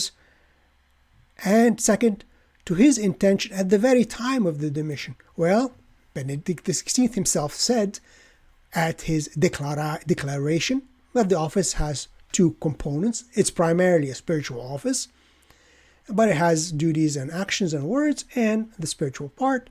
And he tells you himself a few days later, in his capacity as still reigning pontiff with full governing powers, that he renounced only the exercise of the ministry, the active exercise of the office, but the office itself he was not revoked by his renunciation, because his acceptance of the office was always and forever. And he remained in the enclosure of Peter. Benedict himself said that. The second question is whether the error, namely the erroneous thesis of an extended ministry, was such as to invalidate the act of demission.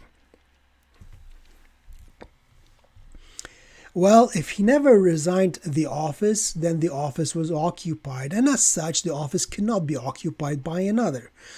But in case we take the idea of an impeded see, meaning a see, the Roman see is impeded because the bishop of the Roman see is impeded from the exercise of his office.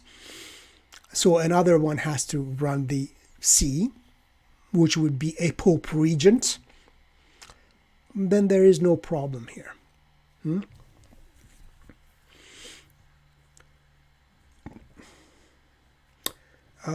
To show this, one would have to show three things. What the thesis of the extended ministry is. In what sense is it an error? How this error would invalidate the ministry? Well, if an office is occupied, it cannot be occupied by another, period. End of story.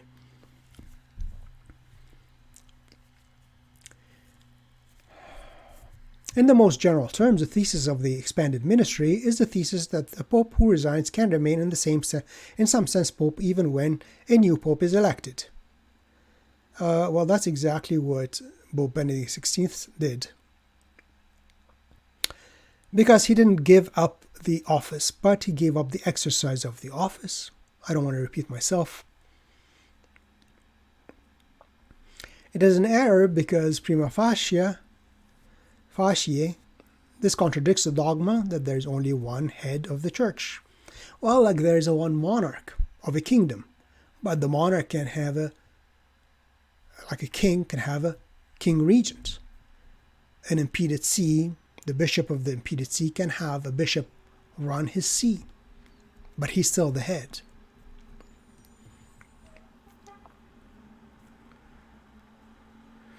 It would invalidate the action of the mission because this act would constitute embarking on a course of action not corresponding to the truth. Okay.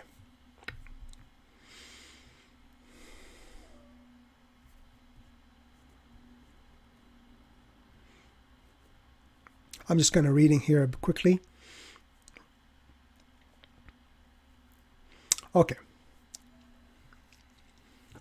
He did not, talking about Benedict XVI, he did not purport to share the papal ministry with his successor on equal terms.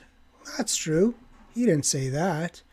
He himself says that, first of all, that he was engaged always and forever by his election to the papal office, that he never returns to the private sphere, he no longer loses the office, that his decision to resign, the active exercise of the office of the ministry, did not revoke what he's been harping on, which is acceptance of the ministry, does not revoke this. April 19th does not revoke this. And what he says, he does not have equal basis because I no longer bear the power of office, not the office. I no longer bear the office. I'm no longer pope. I don't have the office. No, he says, I no longer bear the power of office for governance of the church, but in the service of prayer I remain in the enclosure in the office of Peter. Saint Benedict, whose name I bear as pope, and he bore as pope till the day he died, as we can even see on his tombstone, Benedictus, Pope and Pontiff, till the day he died. If he died as Pope and Pontiff, that doesn't make Benedict Francis Pope and Pontiff. He makes him a Regent Pope, or Pope Regent, until the real.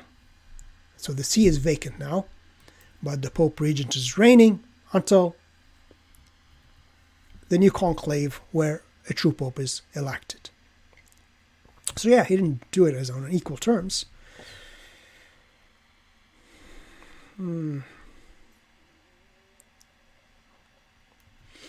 Okay, here again another deception of Don Pietro Leone and Rorate Caeli.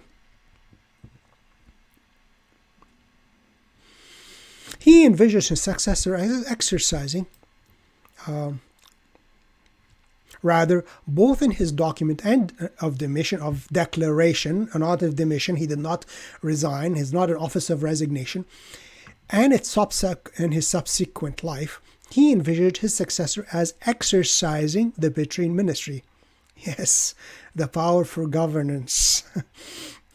He gave him that power for governance, both actively and spiritually. Not really spiritually, while he himself was effectively to supplant this ministry with a spiritual contribution of prayer and suffering, after the model of the Bishop Emeritus.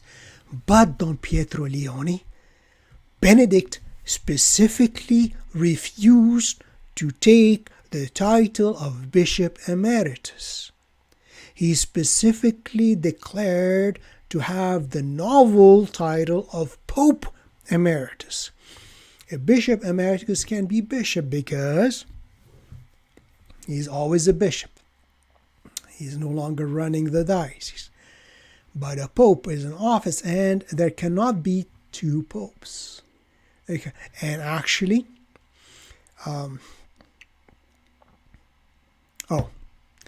as an aside here, there's an article by Father Z back in the day when people are asking, it's like, hey, if Benedict still imparts his apostolic blessing and he signs his name and all that stuff, that's not the point of this one.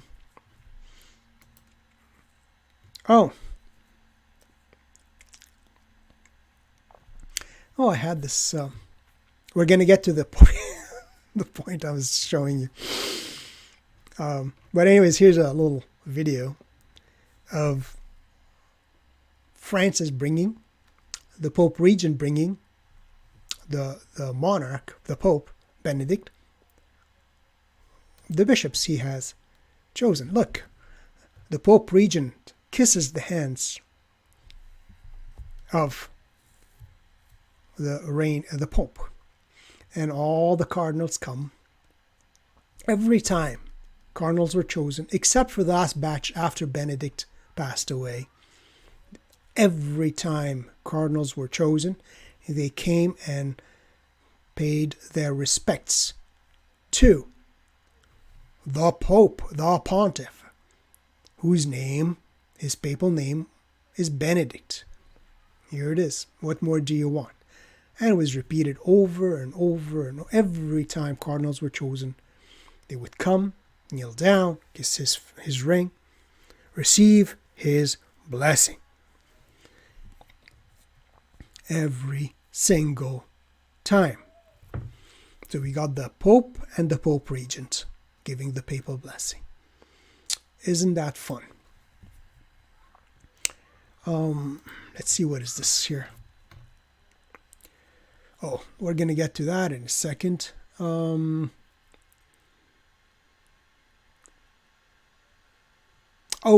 have it on another page. Hold on here. Let me shrink this down. Here we go. That is about Gianfranco Giralanda in La Civiltà Cattolica, about the papacy, and how does cessation of office of the Roman Pontiff. So we're going to get to that in a sec. But in that article, and he was made cardinal by Francis. He says here, one may wonder what title Benedict XVI will retain. We think, he's a professor of canon law, that he should be given the title of Bishop Emeritus of Rome, like any other diocesan bishop who leaves office. But Benedict chose the absolute novelty of Pope Emeritus, which didn't exist in the entire history of the Church. Which actually Cardinal Braunmüller wrote to Pope Benedict XVI, telling him, why did you do that? Why did you do that?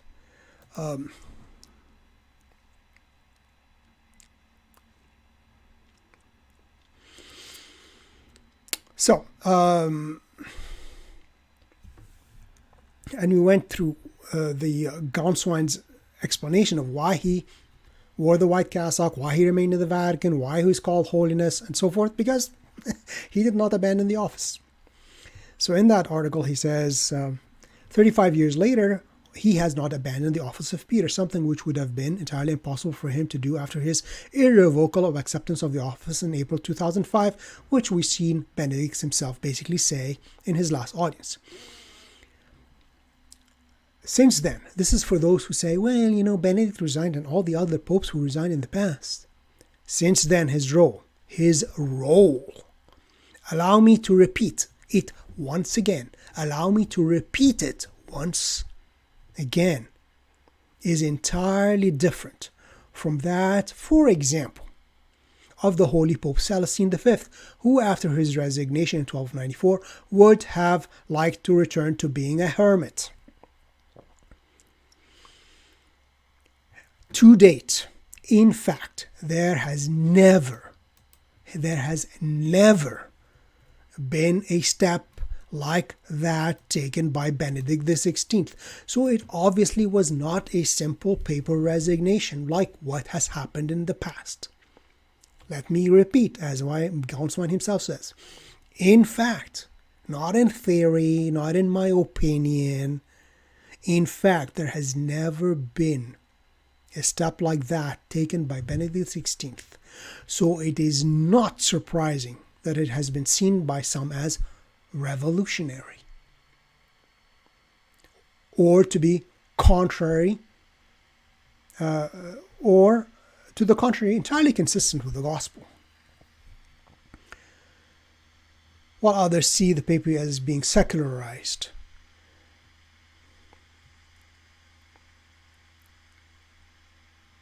So anyways, the point is that it is not like any other papacy in the past ever. And he did not take the Pope of Bishop Emeritus, but Pope Emeritus. And that I have other videos where canon law experts, because I have a whole series of videos on Benedict XVI and Francis. And I don't recall off the top of my head, where they simply say it is impossible to have a Pope Emeritus. This is simply not a possibility. That's exactly what Benedict did. Such a course of action clearly does not contradict the dogma of the unicity of the papacy, even though it obscures it, and especially by his insistence on being dressed and addressed as the Pope.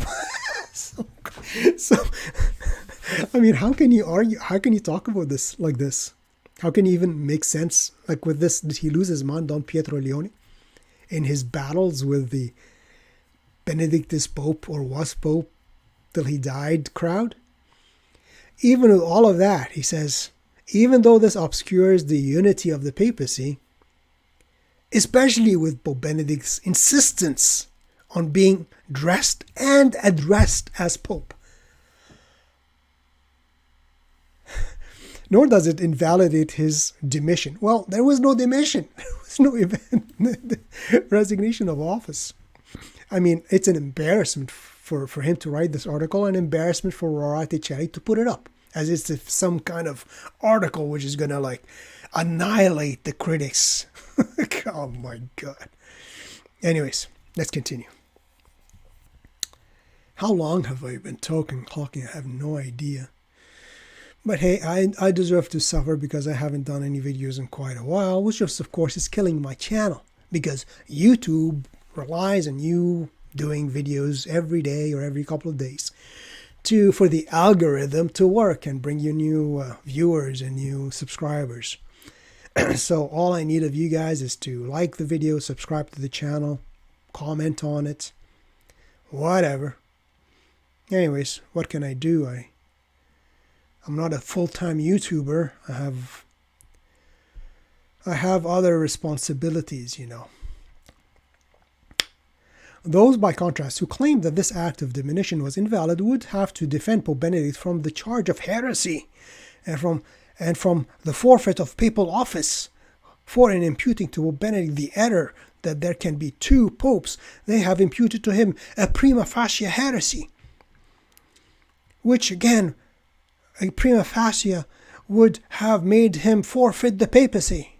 So he actually says that a heresy would render a pope invalid. And then later on he says, well, we can't talk about that with Francis. We don't know. We can't really say that he lost the papacy. Who can judge this? Nobody can judge this. But here, with Pope Benedict, if he says there's two popes, he's a heretic. He lost his papacy already. Well, in case the see is impeded and the Pope cannot reign, another Bishop of Rome can be appointed. In case the Pope or the monarch cannot reign because of weakness of body, or sickness, or whatever, a king regent can be appointed, or in this case, a Pope regent can be chosen by those responsible, being the bishops, to run the governing powers of the office without resigning the monarchy, the office. So there is no heresy there. A third question is whether Pope Benedict's election is valid. Who are you talking about? Like, you should talk about Francis' election. So if Pope Benedict's flawed vision of the papacy can in some way cast doubt on the validity of his demission, then with all the more reason, it can cast doubt on his election to the papacy. Now, of course, first of all, later on he'll say nobody can judge, nobody can tell if Francis is pope or not. Nobody can say if he lost the papacy because of heresy. Nobody. We don't know. Nobody can judge it. But here he's like, hey, Benedict may not have even been pope, if he had this view of the papacy.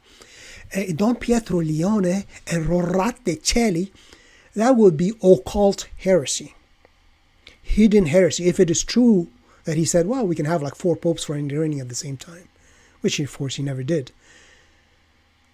And even if he did believe it, but it was occult, meaning hidden, meaning unknown, no loss of papacy occurs, according to Robert Bellarmine and the vast majority of canonists. And the tradition of only explicit pertinacious heresy renders the office vacant. All right, I had to pause it for a second there. So I think I was on the election of Benedict. Yeah, to say that he loses the office, no, this is, even if he did hold a heretical view, if it is a hidden heresy, not explicit, pertinacious, manifest, then it would not affect the validity of the election. So, bye-bye, Don Pietro. You are full of, you know what.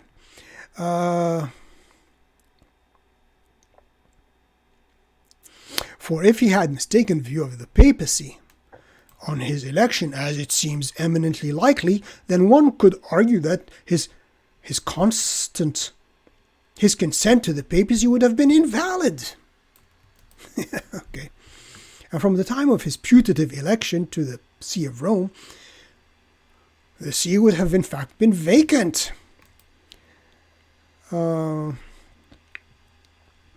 Which is in turn would have rendered the election of Pope Francis prima facie valid. Oh, so Pope Francis would be valid, but Benedict would be invalid. All right, genius. Unless, of course, we wanted to argue that the election of Pope Francis was not valid either. But where do we stop? Where do we stop? Well, Benedict did not resign the office. He resigned the exercise of the office. And since the office is unique, one office, no other person can occupy the office. So Francis is not in an absolute sense pope. He is, one can say, a pope regent, like a king regent, a monarch regent. Because the monarch, the pope, was incapable of doing the governing because of sickness, weakness, and so forth. And those responsible to choosing the Pope Regent were the cardinals. And now the See of Rome is vacant. But the Pope Regent is still reigning, governing, until a new successor to the Pope, to the monarch, to the king is chosen. And of course, as to the regards to the election of Pope Francis, I don't know if he deals with it in somewhere else or I'm just, let me glance here. Oh man, it's such, okay, conclusion. Oh, we're almost done. We're almost done. I'm getting tired actually. You know what? Let's deal with let's have a look here. Where am I?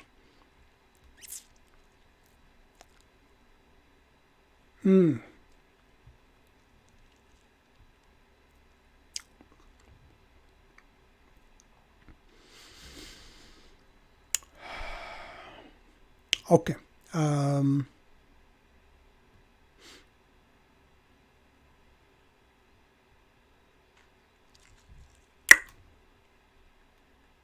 All right. So, sorry, my brain kind of was wondering, was going all over the place. What should we do? Well, anyways, actually, regarding the election of Pope Francis, I did a full review of this book, The Election of Pope Francis by Gerard O'Connell. Very friendly to Pope Francis.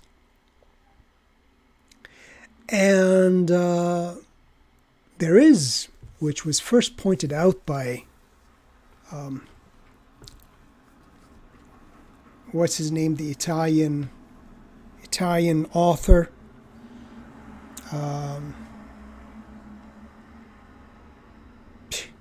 my brain has stopped. I just don't feel like going back and looking for the book, which I dealt with previously. But basically he says, he wrote a book called It's Not Francis, because there was, even if one, by argument's sake, after all the evidence I presented, still says, no, Francis is the absolute Pope in an absolute sense, meaning Benedict was fully not Pope, even though, as Don Pietro Leone says, he insisted to be called Pope, and he insisted to be dressed as Pope. And he was buried as Pope, if he forgot Don Pietro, Benedictus PP, the 16th, Pope and Pontiff, till the day he died. Therefore, Francis is not Pope in an absolute sense, but a Pope Regent, a governor over an impeded see, you might want to say. So, but in case, well, for argument's sake, let's say, Benedict fully resigned, the papacy fully resigned, the office, not just its exercise, and became Joseph Ratzinger. There was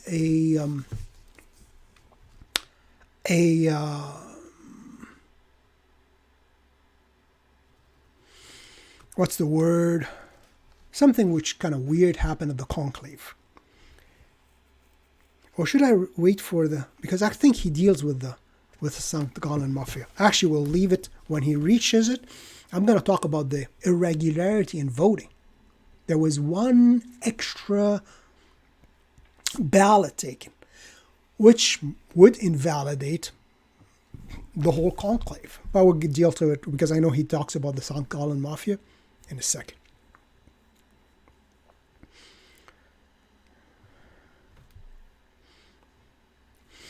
See, after he talks about, this would make Benedict not Pope, and this would make hidden heresies. And then the fourth question is whether a case that Pope Benedict's demission was invalid would be likely to succeed. If such a lawsuit were to be brought, I think I would win it. I already just showed you all the evidence. It would have to be brought by the church. And who is Don Pietro? The church. Who is the church?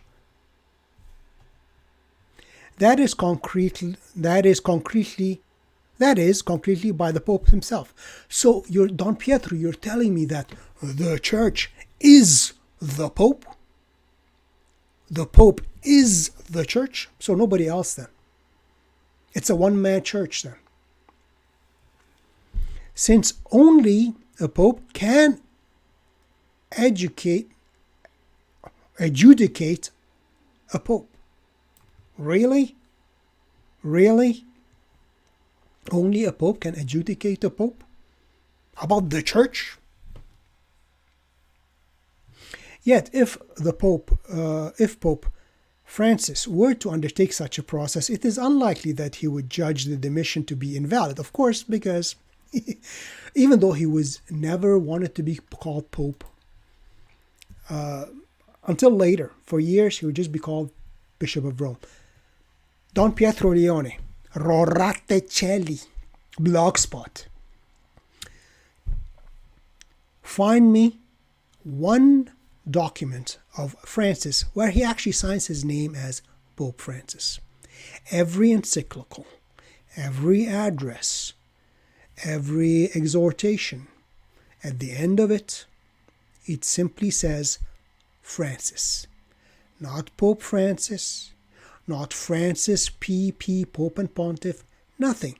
Simply Francis. Look at Benedict. Look at John Paul II. Look at Paul VI. Look at John the 23rd.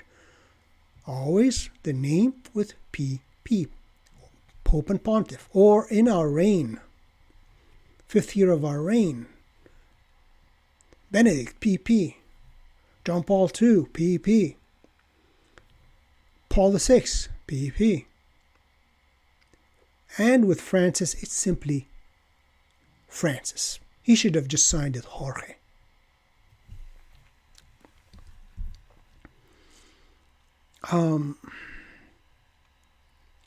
Okay, one of the reasons for this is that any lawsuit based on the word and the spirit of the Code of Canon Law of 1983 would have a priori favor Pope Benedict's thesis of an extended ministry. How come? How come Don Pietro Leone, when the Code of 1983 specifically says that the office, that the Bishop of the Roman Church, on whom continues the office given by the Lord, uniquely, singularly, onely to Peter, the first of the apostles, can be and to be transmitted to his successors as he is the head of the College of Bishops. So there is no collegial office of Peter. So don't try to deceive us. Don't lie. Don't be an idiot. Would favor Pope Benedict's thesis of an expanded ministry. Since the Code of Canon Law has been brought into conformity with the teachings of the Second Vatican Council, including collegiality. But that has nothing to do with anything. Because, as the Code of Canon Law specifically says, the Bishop of Rome, the office is uniquely to Peter and is unique to his successors. And he, the occupant of the single office, the single occupant of the single office, is the head of the College of Bishops. He is the vicar of Christ. There is no collegial office.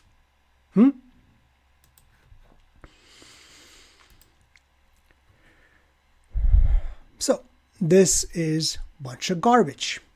We conclude, we, the royal we of Don Pietro. You should say, I conclude. You're not Pope. You're not a bishop. You're not a patriarch. You're a simple priest. You should say, I conclude. My personal opinion is, contrary to all the evidence, that if it is proved that Pope Benedict resigned in order to exercise an expanded ministry, then it has not been proven that this invalidates the demission, because there was no demission, there was no resignation of office. So he says, even if it is proved that he resigned the office so he can exercise an expanded office, that does not invalidate the renunciation of office. Well, okay, there is no logic here. That if it were capable of doing so, then it would capable of invalidate his ascent to the papacy. Again, through what? Occult heresy? Secret heresy? No, that doesn't invalidate anything. That is unlikely that Pope Francis or the Code of Canon favor the invalidity of Pope Benedict's diminution. Well, it does, because the Code of Canon Law itself says for the validity of diminution, the resignation is that the Pope has to resign the office. Code of Canon Law 332, number 2, he has to resign the office. Not its exercise, not its administration, but the actual office. But Benedict, as Don Pietro himself says, declares that Benedict XVI insisted to be called Pope, and he insisted to wear the papal garb. Yeah, and he was even buried as Pope, Don Pietro. On his tombstone is Benedictus PP 16th. He was buried as Pope because he lived as Pope. Therefore, Benedict Francis, in an absolute sense, is not Pope. He is a Pope regent. B. The validity of the election of Pope Francis. We here refer to the St. Gallen conspiracy, which issued in the election of Pope Francis, which Cardinal Daniels himself declared to have been a fact. He himself called it a mafia. He considered themselves a mafia. And actually, in a book I mentioned with actually the British government and Cardinal Cormac O'Connor, I think that as well, were conspiring to get Jorge Bergoglio elected. So this conspiracy is presented by those who do not recognize him as Pope as invalidating his election. When we study church history, however, we witness that many similar and even greater examples of conspiracy, pressure and dishonesty in the process of papal elections, which did not in fact invalidate them. Take the election of Pope Urban VI, effected by popular pressure on the cardinals. Take the election of Pope Alexander VI, secured by simony. The election of Pope John XXIII, following Cardinal Siri's renunciation of the Petrine office, as a reaction to a threat of schism of approximately half the College of Cardinals. After Cardinal Siri's death, I'm going to comment on this in a second. After Cardinal Siri's death, Cardinal Stickler confided to a French priest, friend of the writer, so hearsay, of this article, that he was in fact elected thrice in 3 different papal elections. He said, "We all know this in Rome. We must pray for his soul." It was also said that Cardinal Siri had been threatened with the death of family members if he accepted election. In conclusion, then, if irregularity could invalidate election, no less than 5 of the last 6 popes would not have been popes at all. Now,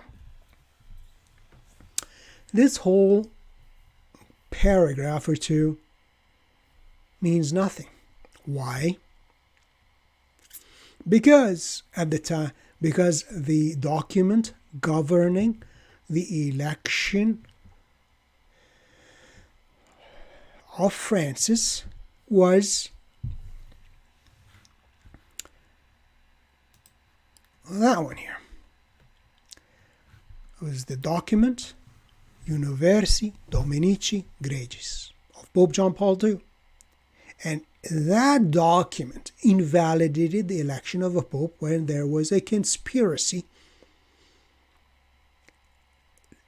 of cardinals or of those to get somebody elected. This document, which governed the election of a Roman pontiff, did not exist in the time of, what does he have here? Urban VI or Alexander VI. Didn't exist. And the story of John, the story of John the 23rd, we have no idea. This is according to the word of a priest who said he heard it from Cardinal Stickler. True or not? This was the theory that Cardinal Siri was elected. Now, if he was pressured into renouncing the papacy, then his renunciation was invalid, according to the 1917 code, which he was operating under, because it was out of fear and pressure. So it would be an invalid renunciation. So John the 23rd would be an invalidly elected pope. So until Cardinal Siri's death, if we accept this as true, then after he died, whoever was elected pope would be validly pope. I don't know when he died. Should I even bother looking it up? It doesn't matter to the question here, actually.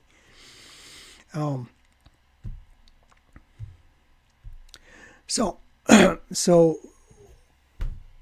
what affected the validity here, I don't care about Urban VI and the document. I don't know what the rules were for the election of Pope back then.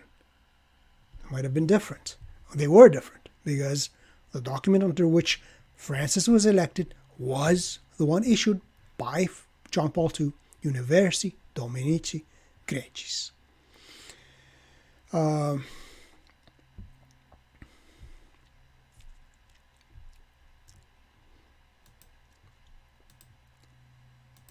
So actually, I'm going to here show you in the book. So this was not the only thing. Actually, there's a... Oh, I closed the letter. John Paul II. Why did I close this section? Let me see if I can find it, my history. No campaigning. And this article say, well, campaigning or no campaigning, it doesn't matter. It doesn't invalidate the election. Okay. Well, anyways, it doesn't really matter. It's a moot point because, as has been already shown, Benedict did not resign the office, simply the exercise of the office. All right.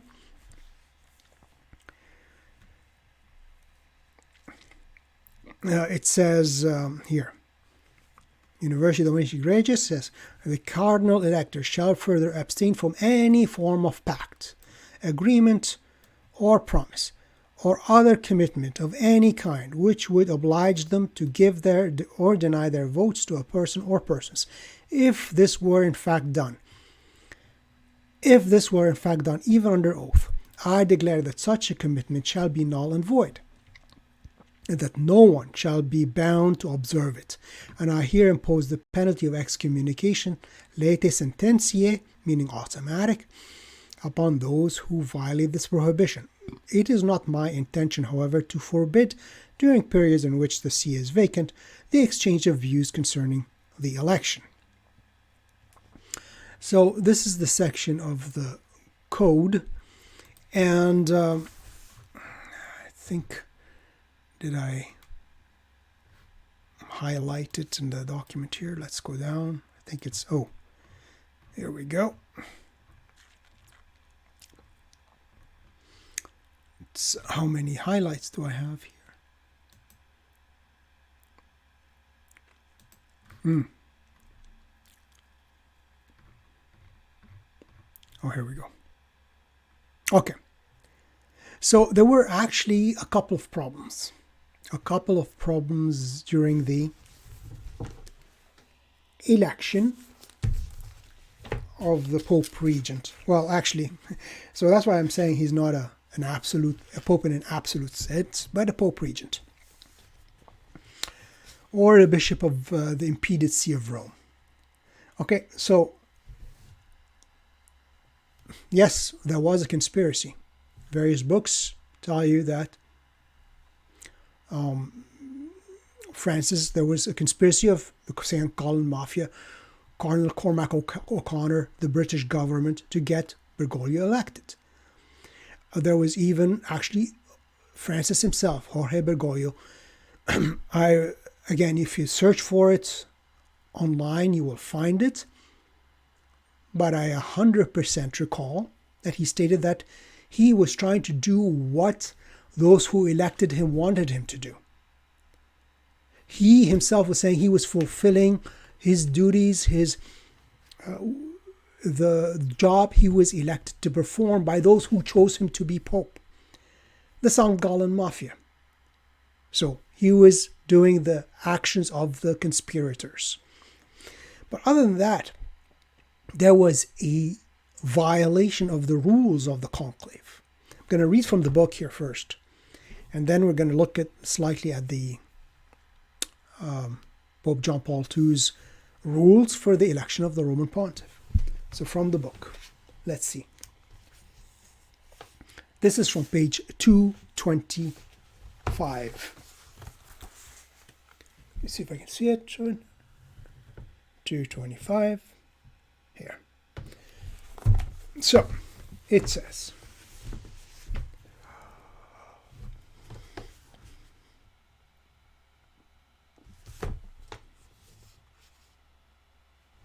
so there was an incident. So it says here, but something totally unexpected happened next that would delay the final result. The scrutineers counted the number of ballot sheets cast and discovered, to their surprise, that there were 116, one more than the number of electors present. So there was two pieces of paper together or something. This happened because the cardinals were given more than two ballot sheets each, and one cardinal cast his vote without noticing that two of his ballot sheets were stuck together. The fifth vote was therefore declared null and void. Actually, in the document, it says here that it will not be declared null and void if there was two ballots, only if the two pieces of paper, which was recognized as being from one cardinal, had two different names on them. Like because they would be folded and put in there. So if there were the two pieces of paper who had the same name, it would be counted as one. Or one had a name and one was blank, it would be counted as one. It would be counted. If had two separate names or two different names, it would be invalid, that ballot, and you would do a second vote. But in this case, we have no idea. It doesn't really tell us if there were two different names, which would invalidate it, but if it was just one extra sheet of paper, it should have been counted.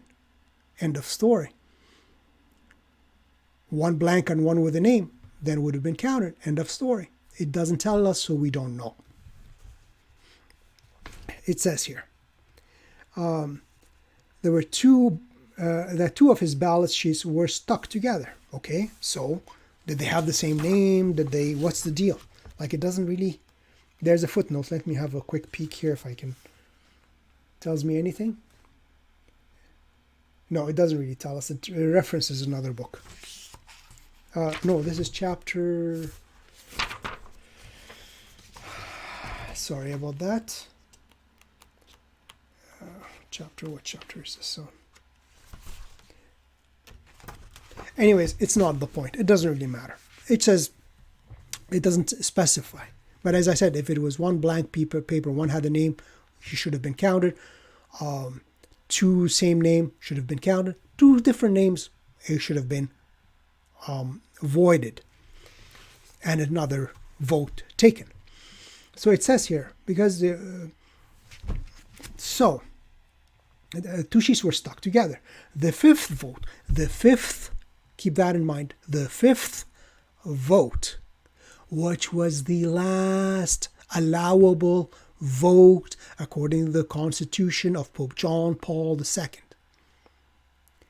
was therefore declared null and void, and without any of the names on the ballot sheets being read, a second vote was taken immediately. This was in full compliance with number 28 of the Apostolic Constitution Universi Dominici Gregis, promulgated John Paul II, which states, let's see actually number 28 here, if it is actually accurate, or he's quoting the correct number, or he's making stuff up. 28. No, he does not even know what he's quoting. It says number 28, if the burial takes place in the Vatican Basilica, the official document has nothing to do with that. It's maybe a misprint. It's not number 28. It's number 68, but it says here number 28 in the book. That's number 68. It's a misprint. If the number of ballots does not correspond to the number of electors, the ballots must all be burnt and a second vote be taken. Let's see. Let's see. So the election procedure. So what is the election procedure, first of all? So I'm showing this just in the off chance that after all of what we've gone through, that somehow magically Pope Benedict actually resigned the papacy, even though he insisted to be called Pope. He kept his papal name and dressed in papal white and lived in the Vatican, and buried as Pope, Benedictus PP 16. By magic, we ignore all of that, and assuming he resigned the papacy and resigned the office of Pope and was no longer Pope, if we assume all of that, still that would invalidate the election of, could invalidate actually the election of Francis. It says, the election number 63, the election is to begin immediately after the provisions of number 54 of the present constitution have been duly carried out. Should the election begin in the afternoon of the first day, only one ballot is to be held. On the following days, if no one was elected on the first ballot, so say the beginning of the morning, they have the first ballot, no one was elected, 2 ballots, so now we're reaching 3, 2 ballots shall be held in the morning, and 2 ballots in the afternoon, so we now reached 5. So 1 in the morning, nobody's elected, first thing in the day, 2 in the morning, then you take a break, and then 2 in the afternoon. So 5 ballots are done for the day, 2 in the afternoon.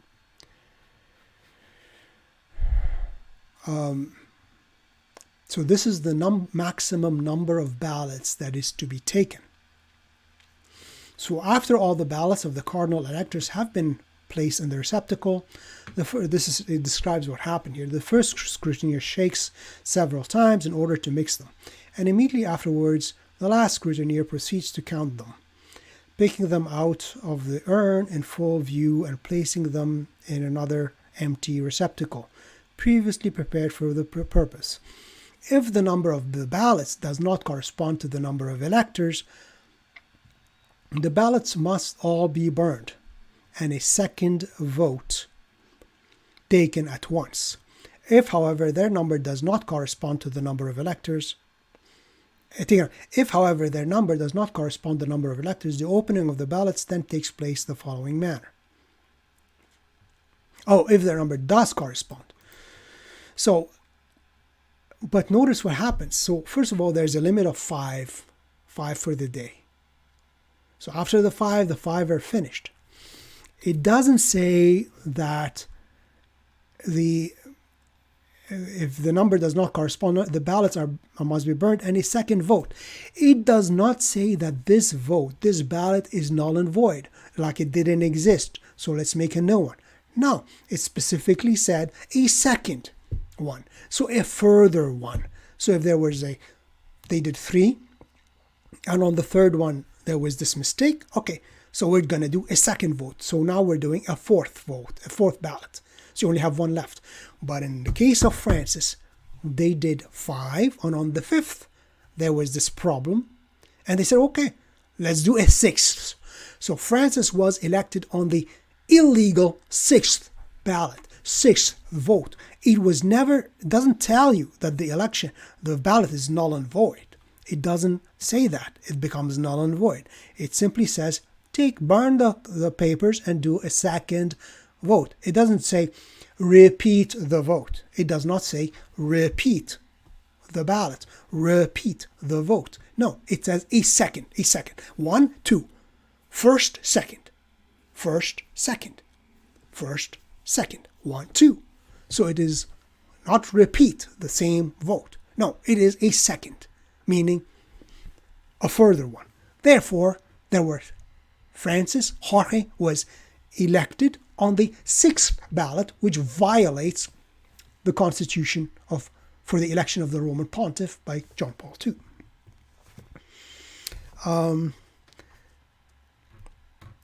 So I have here notes 64, 68, 69. What does 69 say?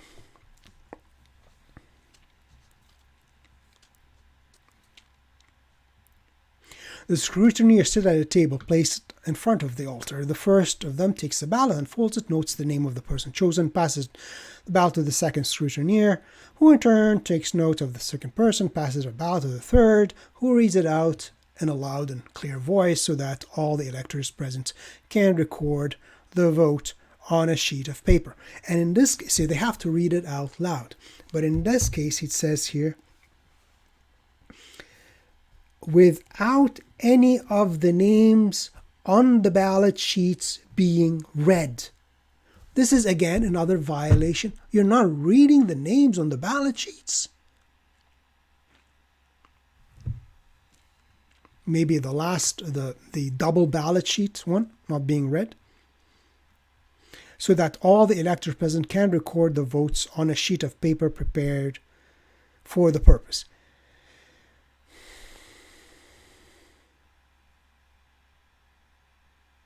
Okay, here's what I was talking about. He himself writes down the names read from the ballot. If during the opening of the ballots the scrutineers should discover 2 ballots folded in such a way that they appear to have been completed by one elector, which appears to have been what happened. So we got 2 pieces of paper together. If these ballots bear the same name, they are counted as one vote.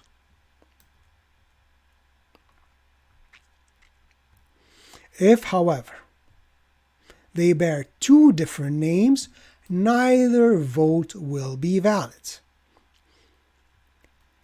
However, it is neither of the 2 cases. However, in neither.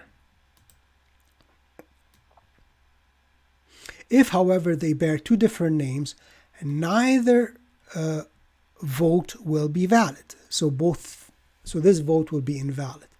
So if they found 2 pieces of paper, they both have the same name, so it's one vote for that one person. Okay, we had an extra piece of paper. Obviously, it came from the same cardinal elector. Okay, so he has both for Jorge. Okay, one Jorge. All right. So, and in case he has 2 different names on 2 different pieces of paper, if, however, they bear 2 different names, so this one elector had 2 pieces of paper and one has 2 different names on it, neither vote will be valid. So both pieces of paper will be invalid, these 2 pieces of paper. Okay? However, in neither case, neither of the 2 cases is the voting session annulled. Neither of the 2 cases is the voting session annulled. So whether it was one has the 2 names of the same name or one has 2 different names, the voting session is not annulled. But in this case, what they did for the election of Jorge, they annulled the whole session. They declare it null and void. Let's do another one. So,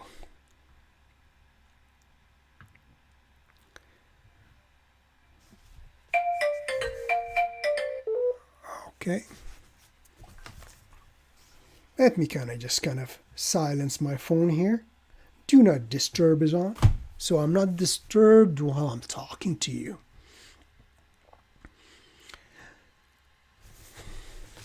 So here actually in this section, section 68 again, one can read it again. It says, if the number of ballots does not correspond to the number of electors, the ballot must be burned and a second vote taken at once. So, and then it explains it further. So, yeah, maybe if it is completely off, then it has to be repeated in a second vote. So it would be a second vote. It's not a repeat of the same vote. So in this case of Francis, it would be elected on the sixth ballot, which would render the whole thing null and void, as the Constitution declares. And in this case, they're saying, oh, we found two extra pieces of paper. All right.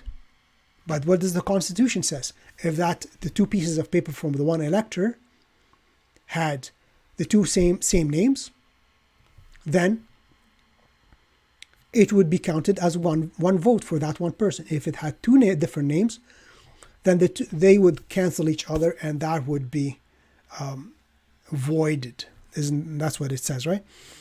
Two different, neither vote will be valid. So this vote would be an invalid. It's a garbage vote of this person, this cardinal elector. However, neither of these two cases is the voting session annulled. So the voting session would be not annulled.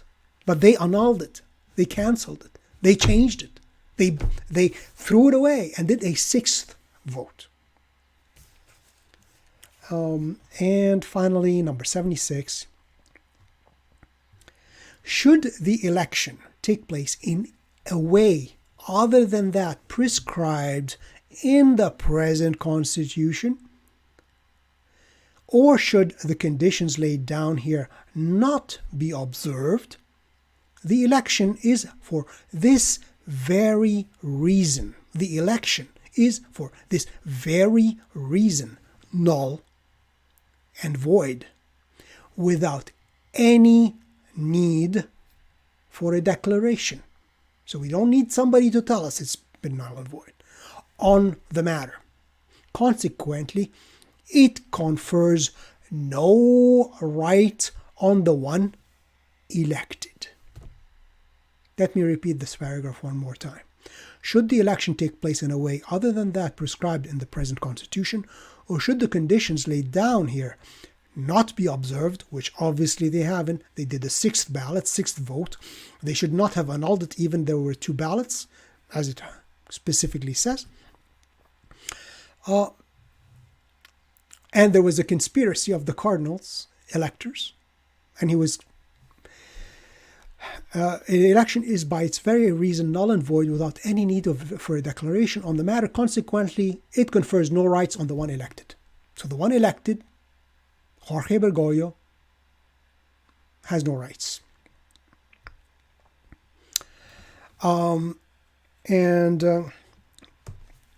This is the section about the conspiracy. The cardinal electors shall further abstain from any form of pact, agreement, promise, or other commitment of any kind which could oblige them to give or deny their vote to a person or persons,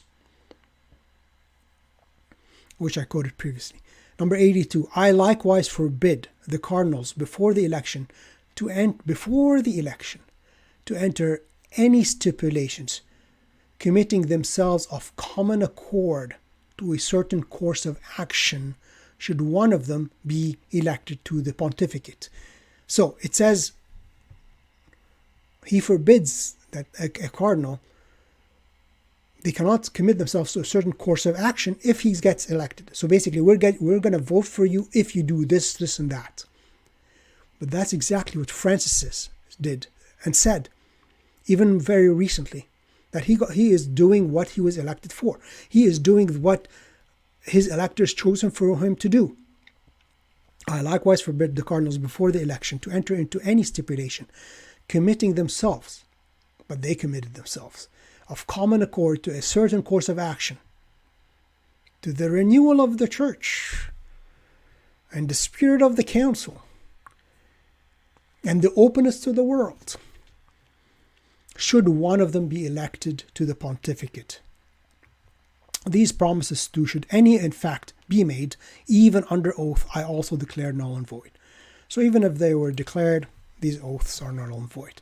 But anyways, here is actually what happened at the election of Pope Francis. So, as Scott Adams likes to say, so, what is this? Is this the same one?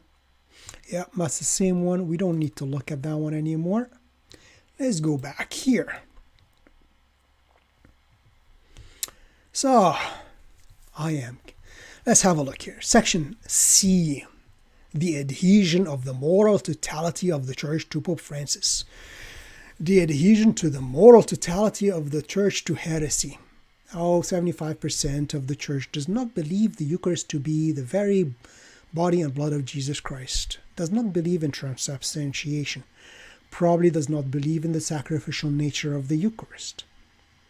That's the moral totality, therefore. Must be true, isn't it? I mean, we've seen the Constitution of John Paul II says, no declaration is required. It is by the law itself. It's null and void, and the elector doesn't have any rights. There is no moral adhesion of anything. Now, the primary object of infallibility are truths immediately revealed. The second object are truths and facts deduced from such a doctrine as required by the formulation, defense, or application of the former. The former are known as divine truths or doctrines, the latter Catholic truths or ecclesiastical doctrines. Let's cut to the chase here.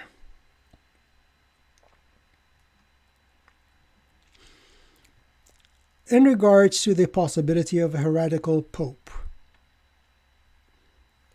Cardinal Leone, S.J., one of the major theologians of the last century, states that a morally unanimous adhesion of the universal church, Church Universal, will in itself always be infallible, sign of the legitimacy of a given pontiff. But the same Cardinal Leone, oops, no, that's the wrong one here. Where is it? Here we go. In his De Ecclesia in 1927 says, given therefore the hypothesis of a pope who would become notoriously heretical, that of course a validly elected pope who occupied an empty office, that's the stipulation here, one must concede without hesitation, Don Pietro Leone, that he would by that very fact lose the pontifical power, insofar as having become an unbeliever, he would by his own will be cast outside the body of the Church. Here's Cardinal Leone, De Ecclesia 1927, Don Pietro Leone.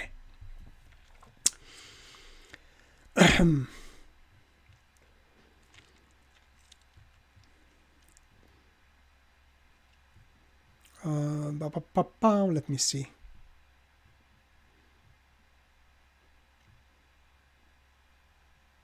Okay. Here we have an authoritative confirmation that Pope Francis's heterodoxy would not preclude him from being Pope. Yeah, well, I just proved you wrong.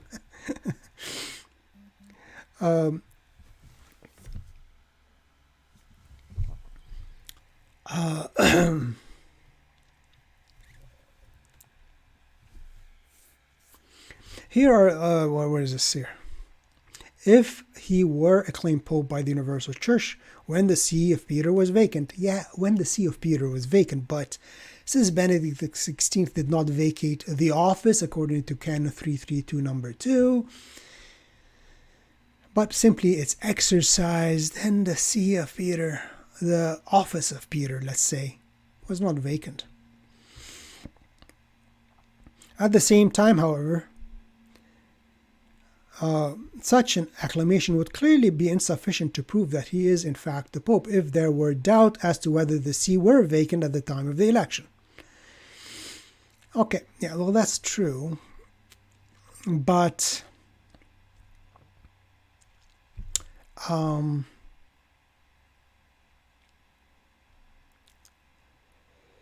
want to see here because I know. Okay, well, we're going to get to it then.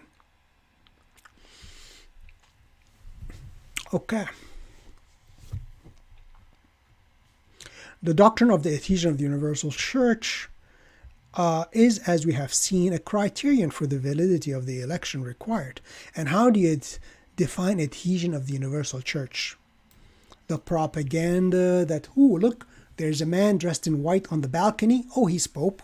It's okay, believe he's Pope. But there's a man dressed in white in the Vatican, still called Pope, dressed as Pope, gives papal blessings, and buried as Pope. So who's the Pope? Well, obviously the one who is still dressed as Pope, because if he was no longer Pope, he gave up the papacy, he wouldn't be called Holiness, keep his papal name, give the papal blessing, live in the Vatican, and even be buried as Pope.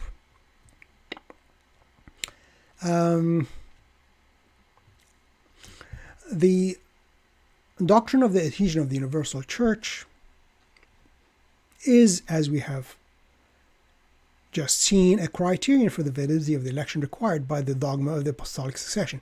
It does not apply to a situation as complex and anomalous as a purported dual papacy of Benedict and Francis.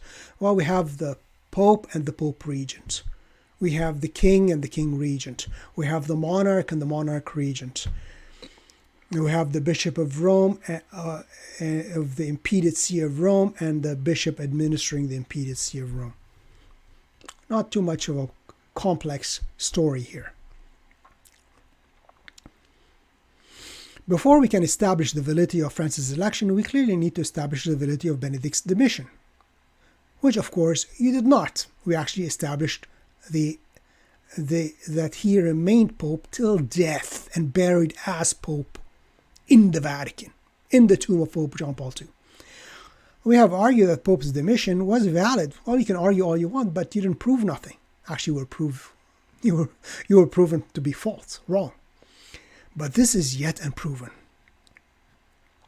If the demission of Pope, he likes to use that word demission, meaning resignation from office. Well, there's not one word that Pope Benedict resigned the office.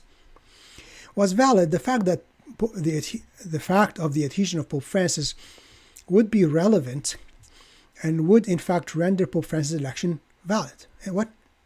Oh, yeah, if Benedict truly resigned the office, then of course Francis would be the election valid. Yeah, as I said before, if Benedict simply said, I resign the papacy, I resign the office of Peter, I'm no longer Pope, I'm going to be Cardinal Ratzinger wearing my black cassock and I'm done. No longer give the papal blessing, no longer sign my name as Benedict, no longer be addressed as His Holiness, no longer be buried as Pope. There would be none of that discussion happening. None of that happened, though. The exact opposite happened.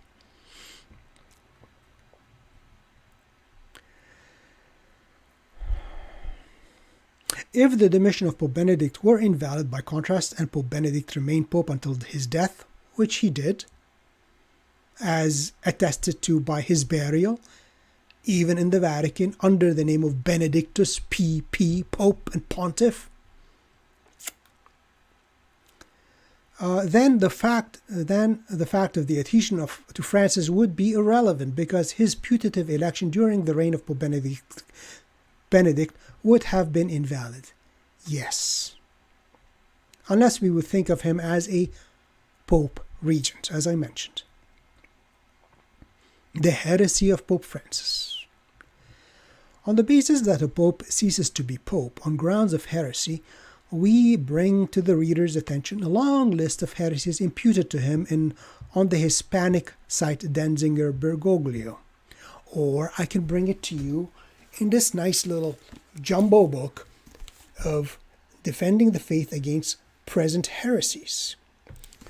And, of course, we can have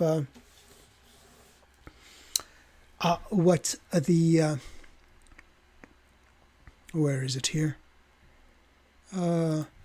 What 1,500 and way more scholars and priests and theologians signed years ago, accusing Pope Francis in an open letter to the Bishop of the delict of heresy, of formal manifest heresy.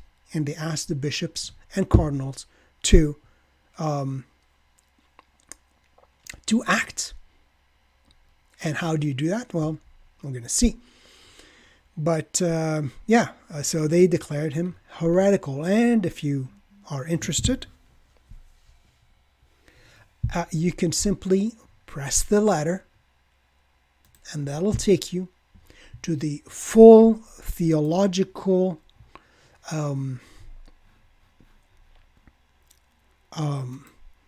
and I did early videos on it, but unfortunately they did not come out very clearly.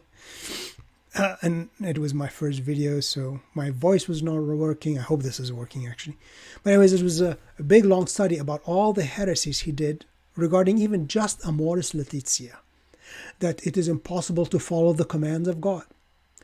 That God might want us to actually disobey his commandments. That would be the right thing to do. That we do not have the power to follow the commandments of God. These are all heresies. And these are the heresies of Francis.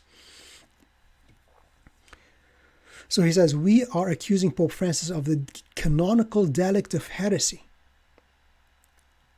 For the canonical delict of heresy to be committed, two things must occur. The person in question must doubt or deny the public words or actions, some divinely revealed truth of the Catholic faith that must be believed with assent of divine and Catholic faith.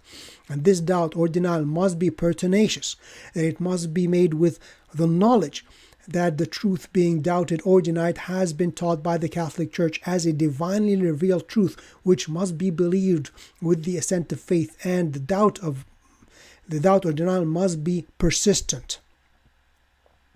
So anyways, he's accused of heresy, and nobody can say, well, Pope Francis didn't know. No, he was a professor of the Catholic University. He was the head of the Catholic University of Argentina. He was a professor of philosophy and theology. So he knows what the Catholic faith is. He knows what the teaching of the Church is. He chooses to deny it. So his heresies are not material heresies, but formal, manifest, and pertinacious. So for argument's sake, he was validly elected. He has fallen from the papacy. He has deposed himself. Okay. Are these not enough to show that the Pope is not Pope? He is even like Don Pietro Leone said, well, if Pope Benedict even mentally thought of a dual papacy while he was elected, even secretly contemplated the thought, his election might be invalid. Now he's like super strict. Okay. That is an inconsistency. Are you getting old, Don Pietro Leone? Is your mind wandering? Are you losing the faculty of logic? Or are you so desperate to prove the impossible that you're throwing logic and reason and good sense into the trash bin?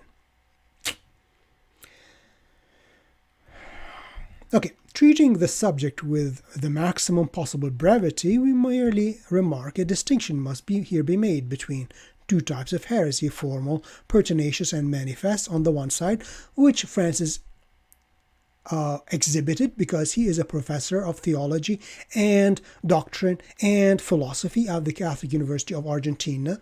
He was the head of the Jesuits in Argentina, so he knows the Catholic faith, he knows what the Church teaches, and he refuses to adhere to it. Therefore, it is formal, it is pertinacious, it is manifest. On the other side, that is to say, direct, obstinate public denial of the dogma, and material, not pertinacious, occult on the other hand. The type of heresy which renders its proponent a formal heretic and excludes him from the Church is the former type, which Francis displays. That which is formal, pertinacious, and manifest. See Canon 751, Code of Canon Law.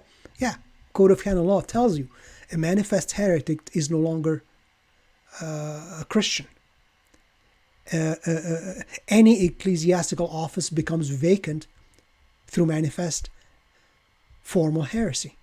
Any office. That includes the papal office. If Pope Francis is using the formula required for the infallible definition of a dogma and defines a heresy as a dogma, then he would obviously ipso facto have ceased to be Pope. well, if the Pope cannot define heresy, how can he define heresy and then become not Pope? But this has not been the case. Clearly, all the heresies that they have declared are manifest, and more manifest. Clearly, all the heresies that he may have declared. Actually, Cardinal Mueller says that Pope Francis declared plenty of heresies, and I did a video on that. He already declared plenty of heresies, and more declared are manifest, and more manifest they could not be. So he says, and more manifest they could not be. But all of them, as well as all the heretical actions that he may have committed, including the veneration of an idol of fertility goddess in St. Peter's Basilica, are not sufficient to render him a heretic in a formal pertinacious, but only in a material sense. How? Explain to me how, Don Pietro, how Rorate Caeli, how more heretical can you be, which you just declared cannot be more manifest? Like, what's the level of heresy that it needs to go to?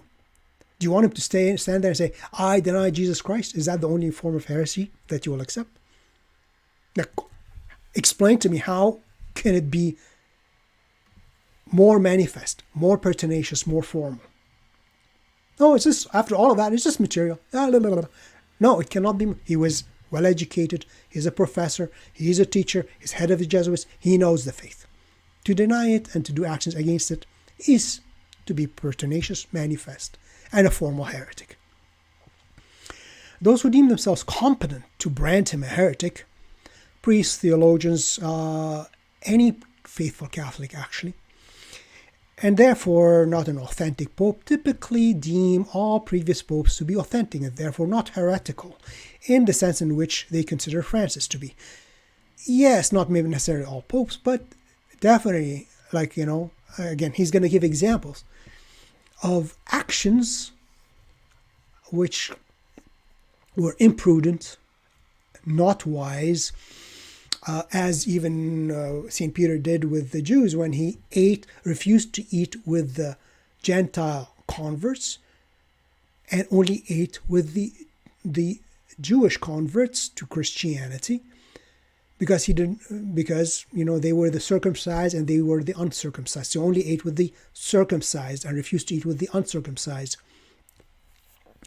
And St. Paul, faced Peter to his face and told him, this is an error.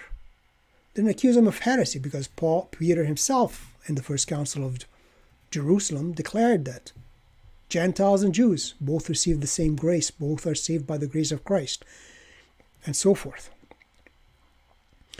But when he refused to eat with the Gentiles, it was an action which gave the sense of him believing a heresy, that the Gentile Christians were not fully Christians, were not truly saved, were not the new people of God.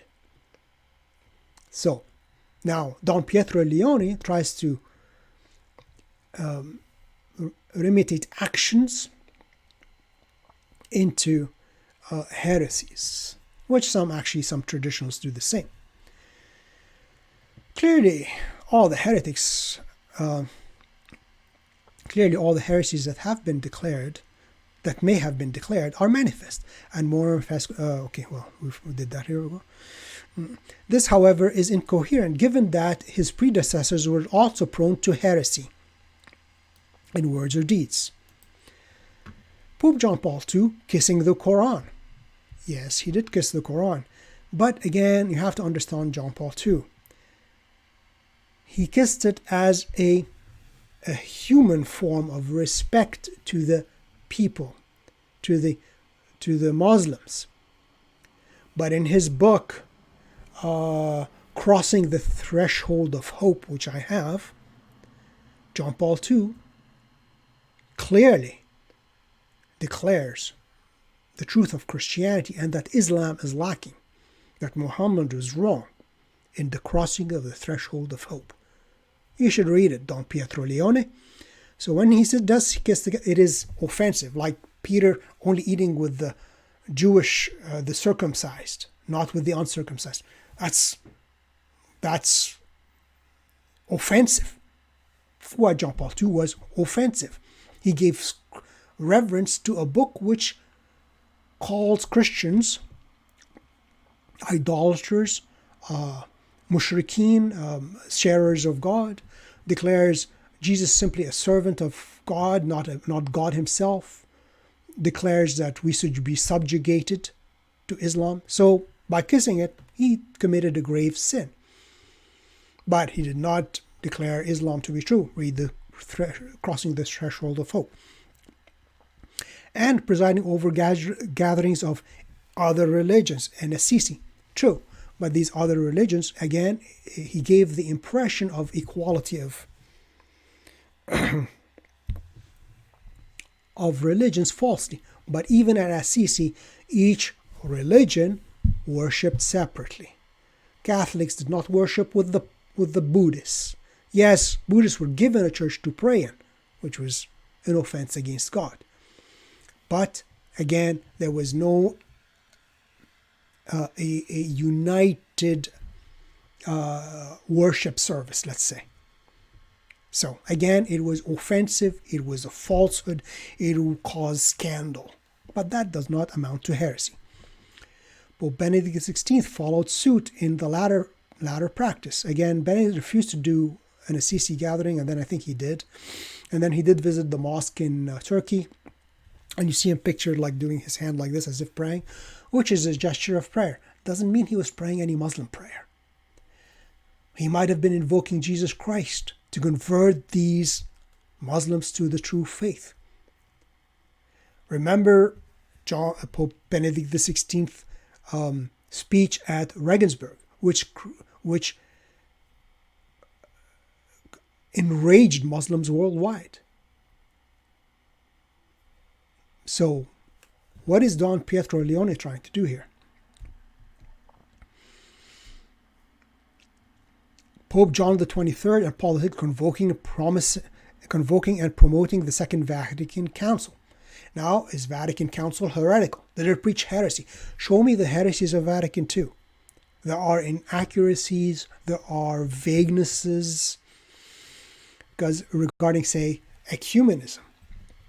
Vatican II's Decree on Ecumenism condemns false Irenicism, calls for clarity of doctrine, condemns the watering down of Catholic doctrine for unity.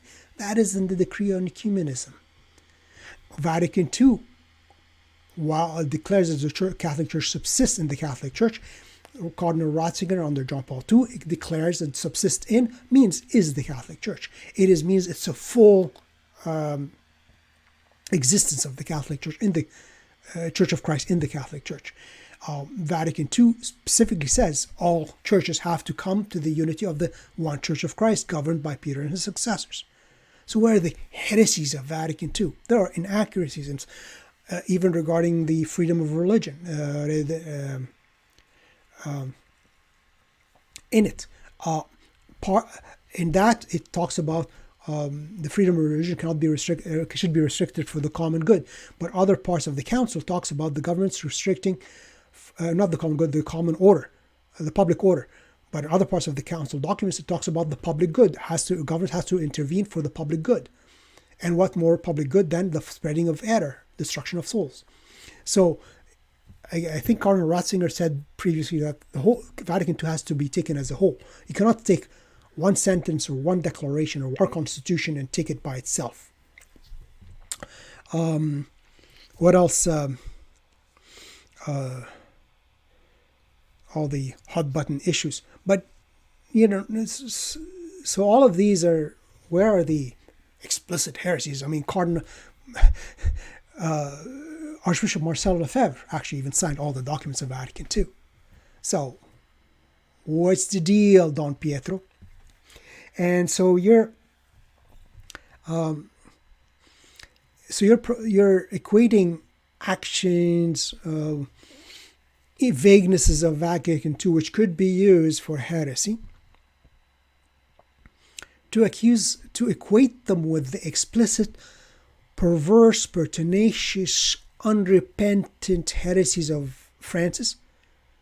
watch my video, Don Pietro, with his every single conversation of Francis had with Scalfari, Eugenio Scalfari, which he declared there is no such thing as a Catholic God. God, for Francis, God is the universal God. All religions worship the same God in different ways. And he actually just repeated this recently, which I will be doing a video on, which I didn't get a chance to do. There is no equating Francis with almost any other previous pope in history. There is no equating. All because he is the Pope Regent.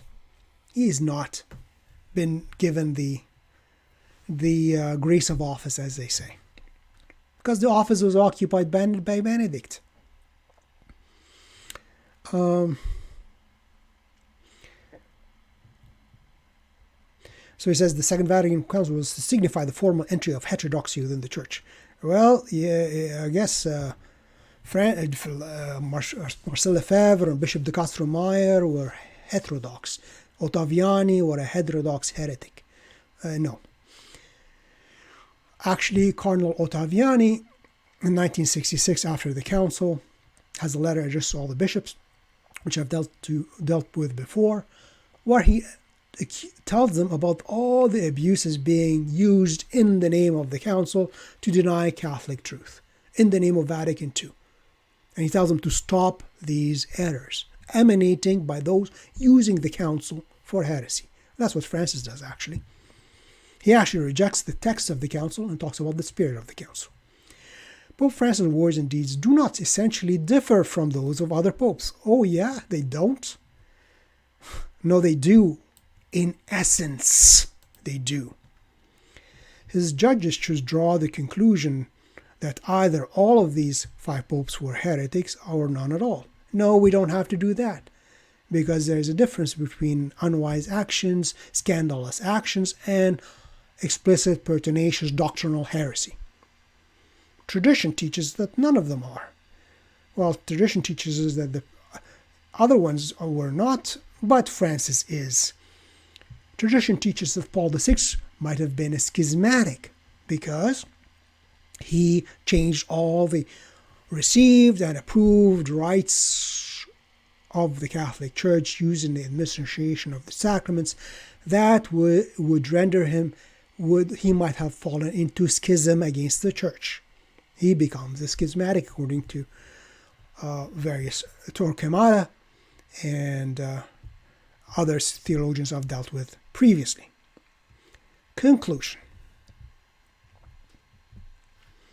Let me see, am I missing something here?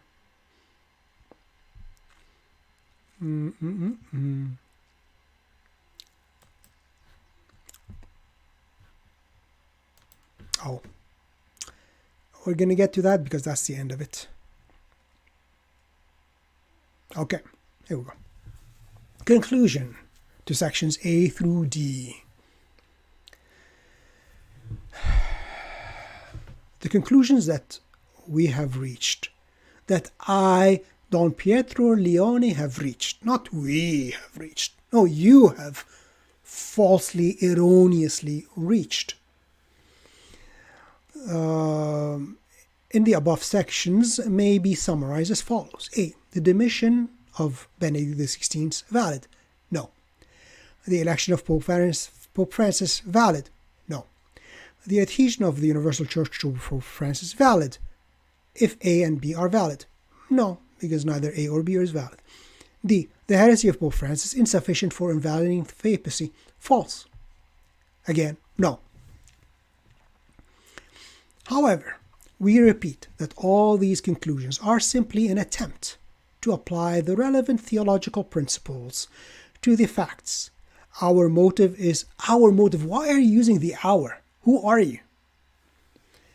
Is to rebut false theories. Your theories are the false theories, and to offer the faithful and understanding of the status quo according to the Catholic faith. At the same time, we declare, we, the Pope, reigning Pope, declare, I, Don Pietro Leone, am afraid to say my true name because I'm afraid of my merciful Holy Father to come down like a hammer on my head, declare through my pseudonym.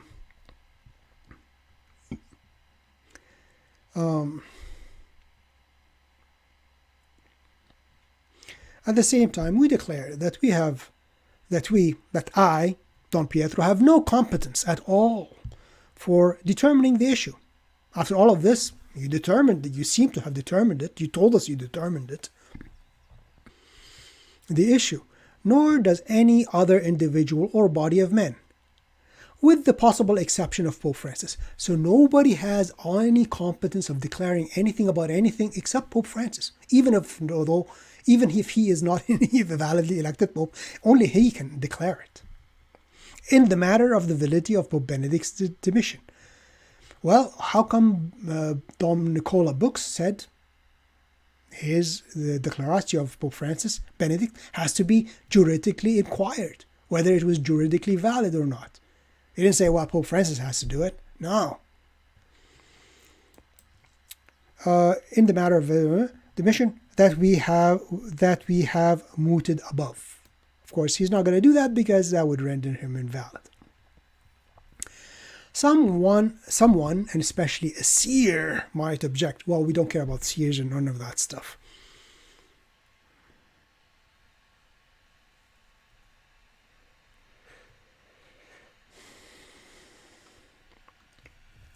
In reply, we hope that we have shown above that the complexity of the issue at hand, for which reason it would be rash to suppose that we could gain any certainty about the issue without recourse to the competent authority. Who? Pope Francis? Is Pope Francis the competent authority? Because you seem to have said that there is no competent authority in the entire church except the Pope. The Pope is the church is the Pope, and that's it. Why am I here anyways? The church is able to provide legal solutions. The church.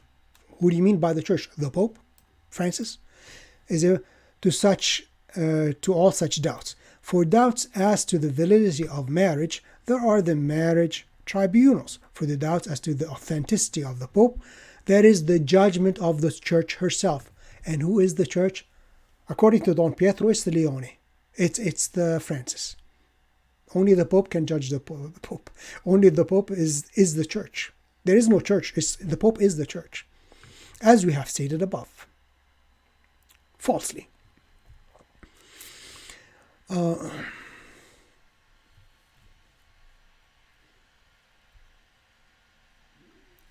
If we wish to compare the question of the authenticity of the papacy of either Pope Benedict XVI or Pope Francis to the validity of a given marriage, we should know that the marriage is deemed valid by the Church unless and until it is declared null by the courts and not otherwise.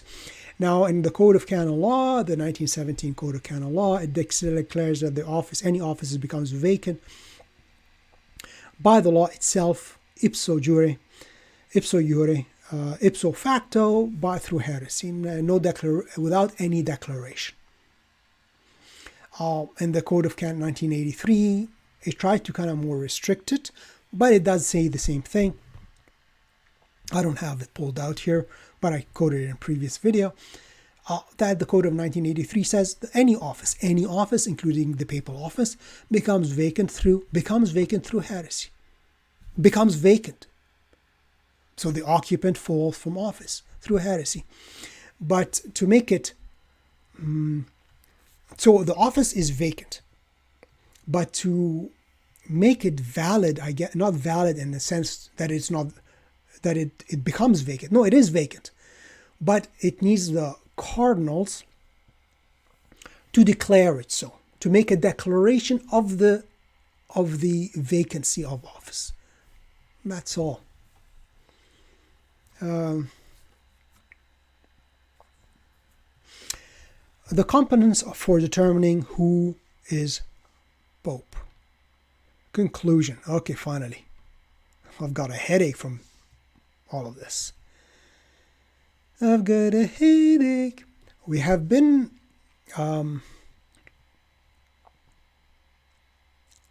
we have seen above that once we start trying to adjudicate the last 6 popes. Again, there is no comparison between Francis and any of his predecessors. He is on a level by himself. Okay?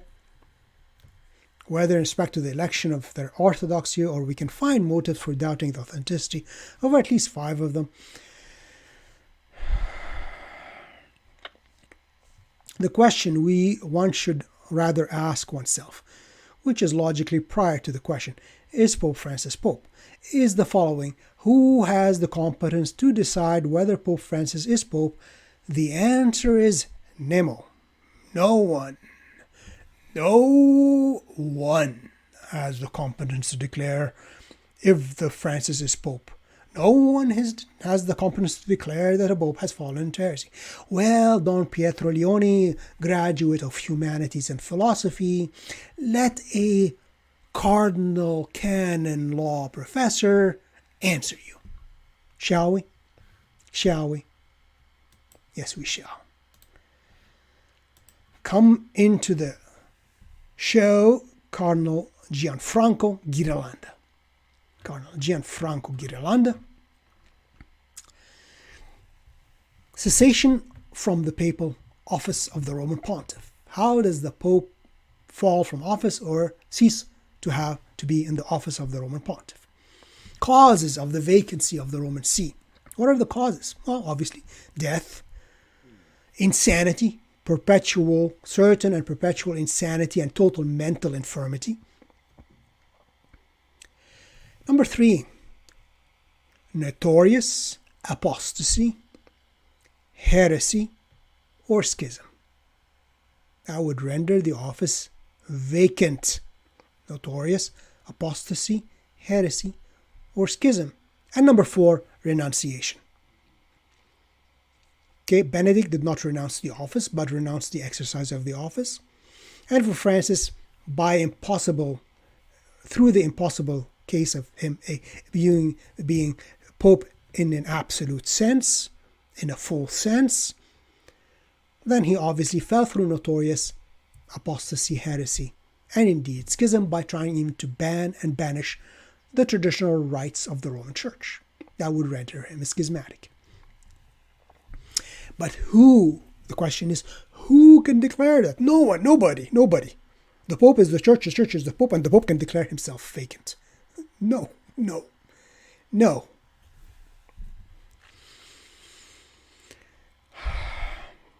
Anyways, he basically talks about the heresy and how the Roman Pontiff is... Basically, if the Pope falls into heresy and falls to adhere to the integrity of the faith, he would no longer have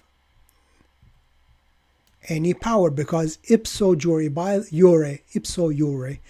the law itself, which is canon in the Code of Canon Law of 1917 and the Code of Canon Law of 1983, he would lose the primacy of office. He would lose the office. And then actually it talks about the validity of what is needed for the resignation is Canon 332 number 2 is required for the validity of the office. And of course, Canon 188 would, if it was resigning the office through fear, it would be null and void.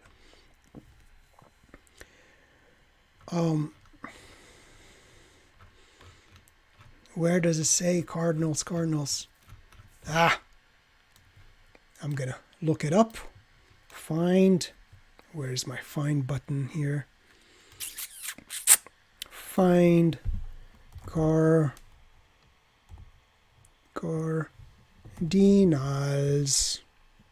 Okay.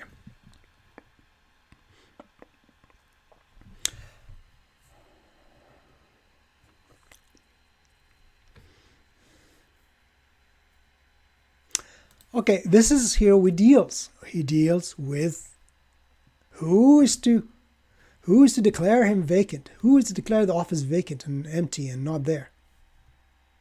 Don Pietro Leone explains to you.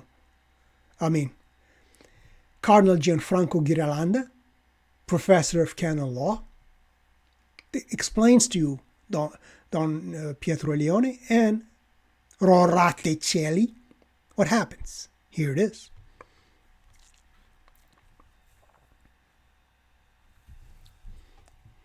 So if he falls into heresy, he would ipso jure lapse from his office. He would fall from office by the law itself. By the law itself, as 1917 Code says, without any declaration. However, even the 1983 Code says the office becomes vacant through heresy. It becomes vacant. However, in such cases, since the first see is not judged by anyone, and I think this code is totally taken out of context regarding, it is talking about the judgments of the Holy See. It is not talking about the person of the Pope. In any case, however, in such cases, since the first see is judged by no one, by anyone, no one could depose the Roman Pontiff. It's true, nobody can depose the Pontiff. But there would be a declaration of the fact, because the office becomes vacant by the law itself, ipso jure. And so nobody is deposing the Roman Pontiff, but there would be a declaration of the fact that the office is empty, that the Roman Pontiff has fallen from office, which would be from who? The cardinals. Does it mean every single cardinal in the world? No. At least those present in Rome. So at least those present in Rome have the duty, have the power to declare the See of Rome empty because the Pope has fallen from office. They're not deposing him. They're not removing him. They're not judging him. They're simply saying, through heresy, the office is empty. End of story.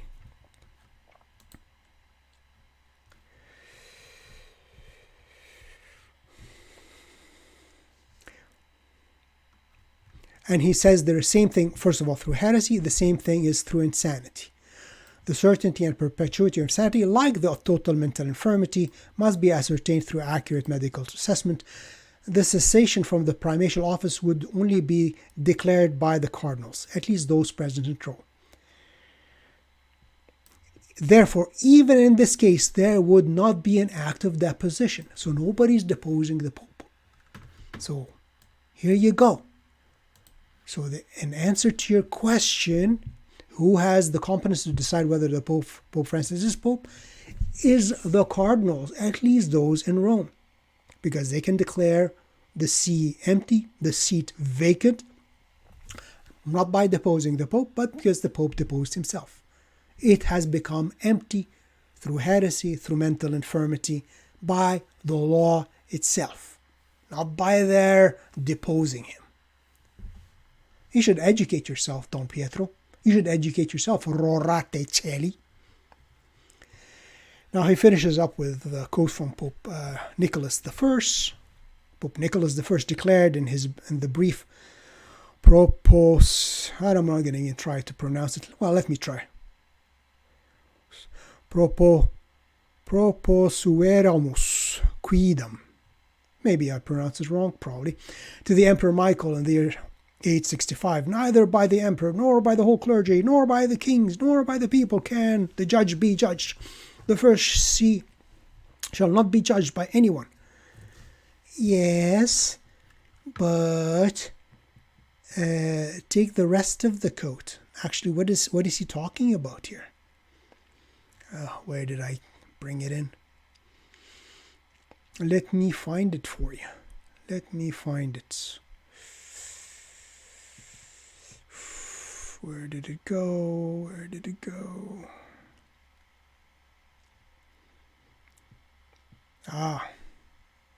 In the sources of Catholic dogma.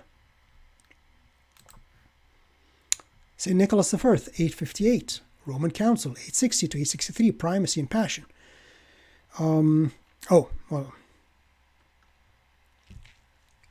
Well, we're going to go to that, and then we get the immunity and demands of the earth, which is the quote he uses from here.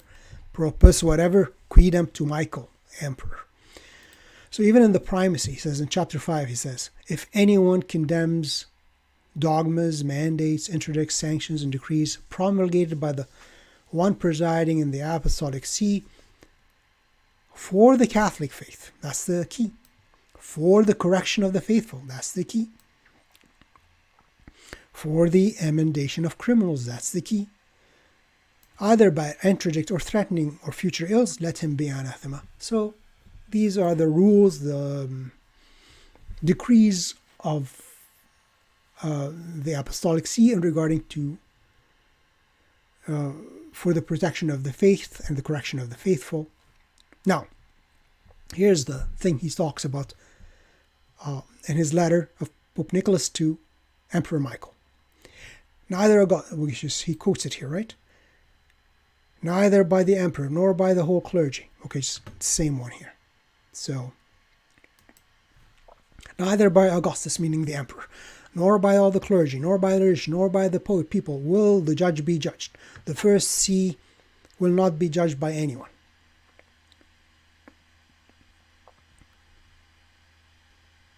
And this quote comes from the apocryphal synod of Sinuessa between Rome and Caputa in 303. From the Acts of the Apocryphal Synod. Okay, so again, Pope Nicholas continues. It is not about the person of the Pope, whether he's Pope or not Pope, whether he fell into heresy or not heresy. None of that. It is about like being the Supreme Court. No president can overrule the Supreme Court. The Supreme Court has ruled, and there is nobody supremer than the Supreme Court, more supreme than the Supreme Court. So he continues, Pope Nicholas, where have you ever read that your former rulers were present in a synodal meeting, unless perchance in those in which matters concerning the faith were discussed? The greater the complaint which is brought to the judgment of a more powerful authority, so more the higher the authority must be sought, until gradually it comes to this see, to the See of Rome, whose cause neither from itself nor as nor as the merit of the matters demand is charged for the better or is left without question to the will of God alone.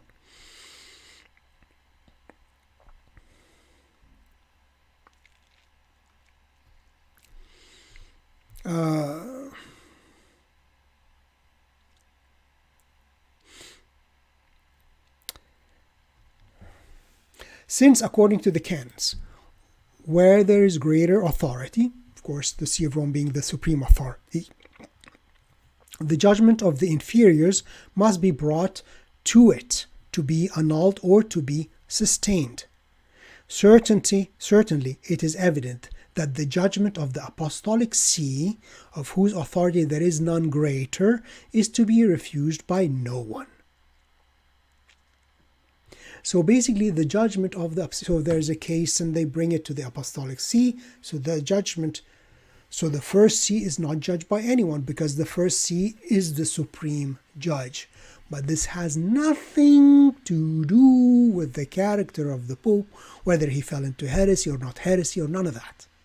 This is about the judgment rendered in case of doctrine or morals. Okay, then Don Pietro quotes, not even a council has the competent authority, as Pope Pius declares in no uncertain terms in his bull ex crab, whatever it is, in 1460. Pope Pius. So let's read the quote he gives us as proof.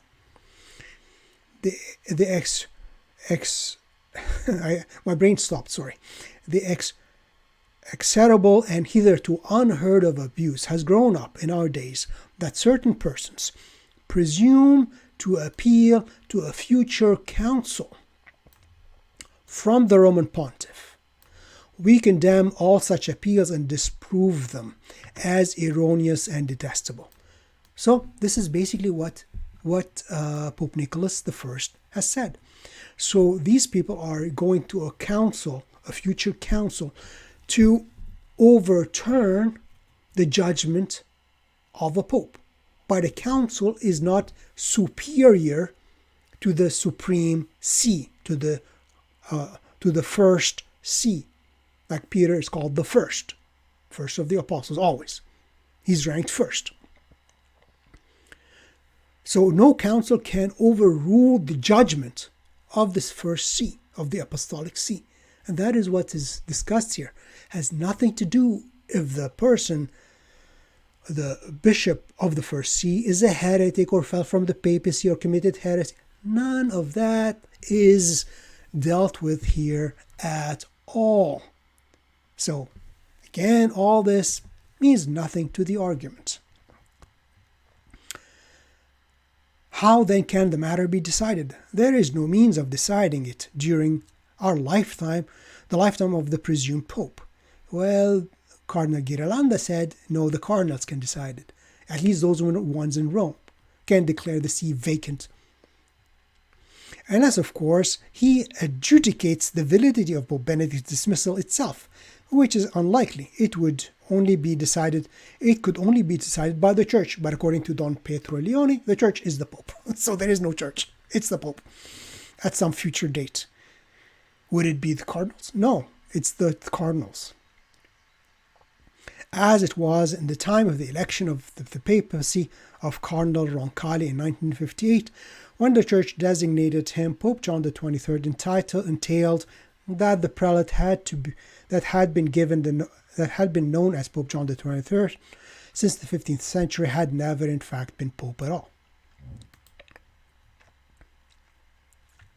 The matter could be decided by a future pope who adjudicated all the questions we have examined.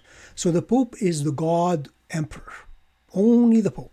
Nobody else. No cardinal, no bishop, no council, no ecumenical, nothing. It's the church is the pope is the church, and that's it.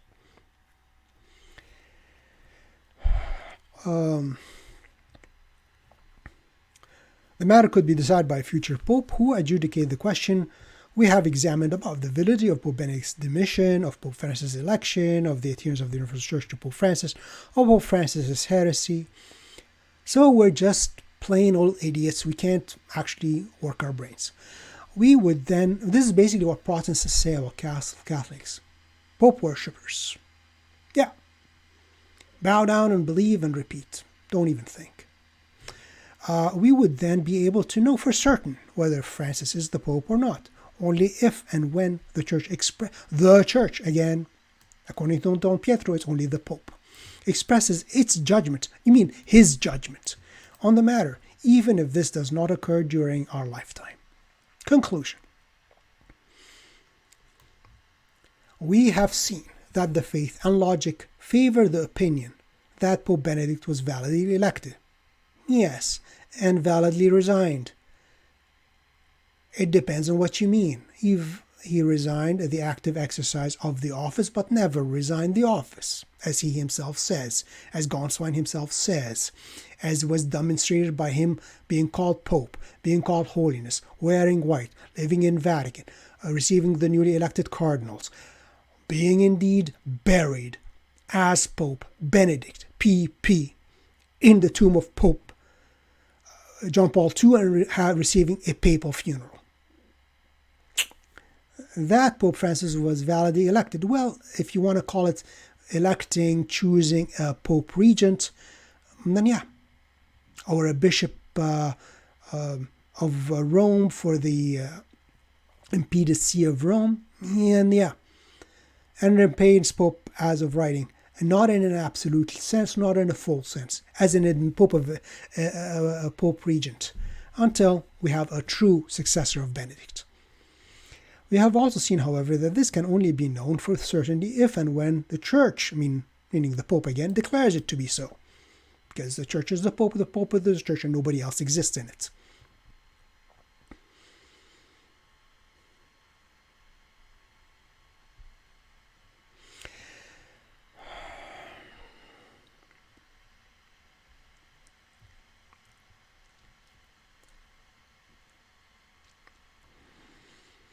And then he ends it with a little prayer, says, "Oh, when will the Sun of Justice shine upon us again and expel from us the angels of night? When will he show us again his glorious face and we shall be saved? Mater misericordiae, Mother of Mercy, ora pro nobis, pray for us." And then he's going to do part of 2 of the series of 3 articles, which will follow here in the Deo Volante, under the title of Una Cum. So we're going to deal with that, if it is worth dealing with, next time. But of course, as you have hopefully agree with me,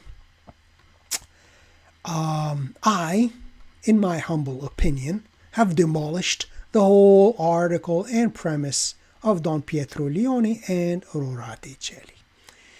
And I think I have done a good job at that. And all I have to say is thank you for watching. And I hope you do like the video, subscribe to the channel, and do comment. And I am sorry I don't post on a more regular basis. Even when I intend to, I just don't have the time. I might start doing some very short daily videos, maybe even on politics. We'll see. We'll see how it goes. But that's it. That's all. Hopefully you enjoyed this video. And I'll see you next time. Bye-bye.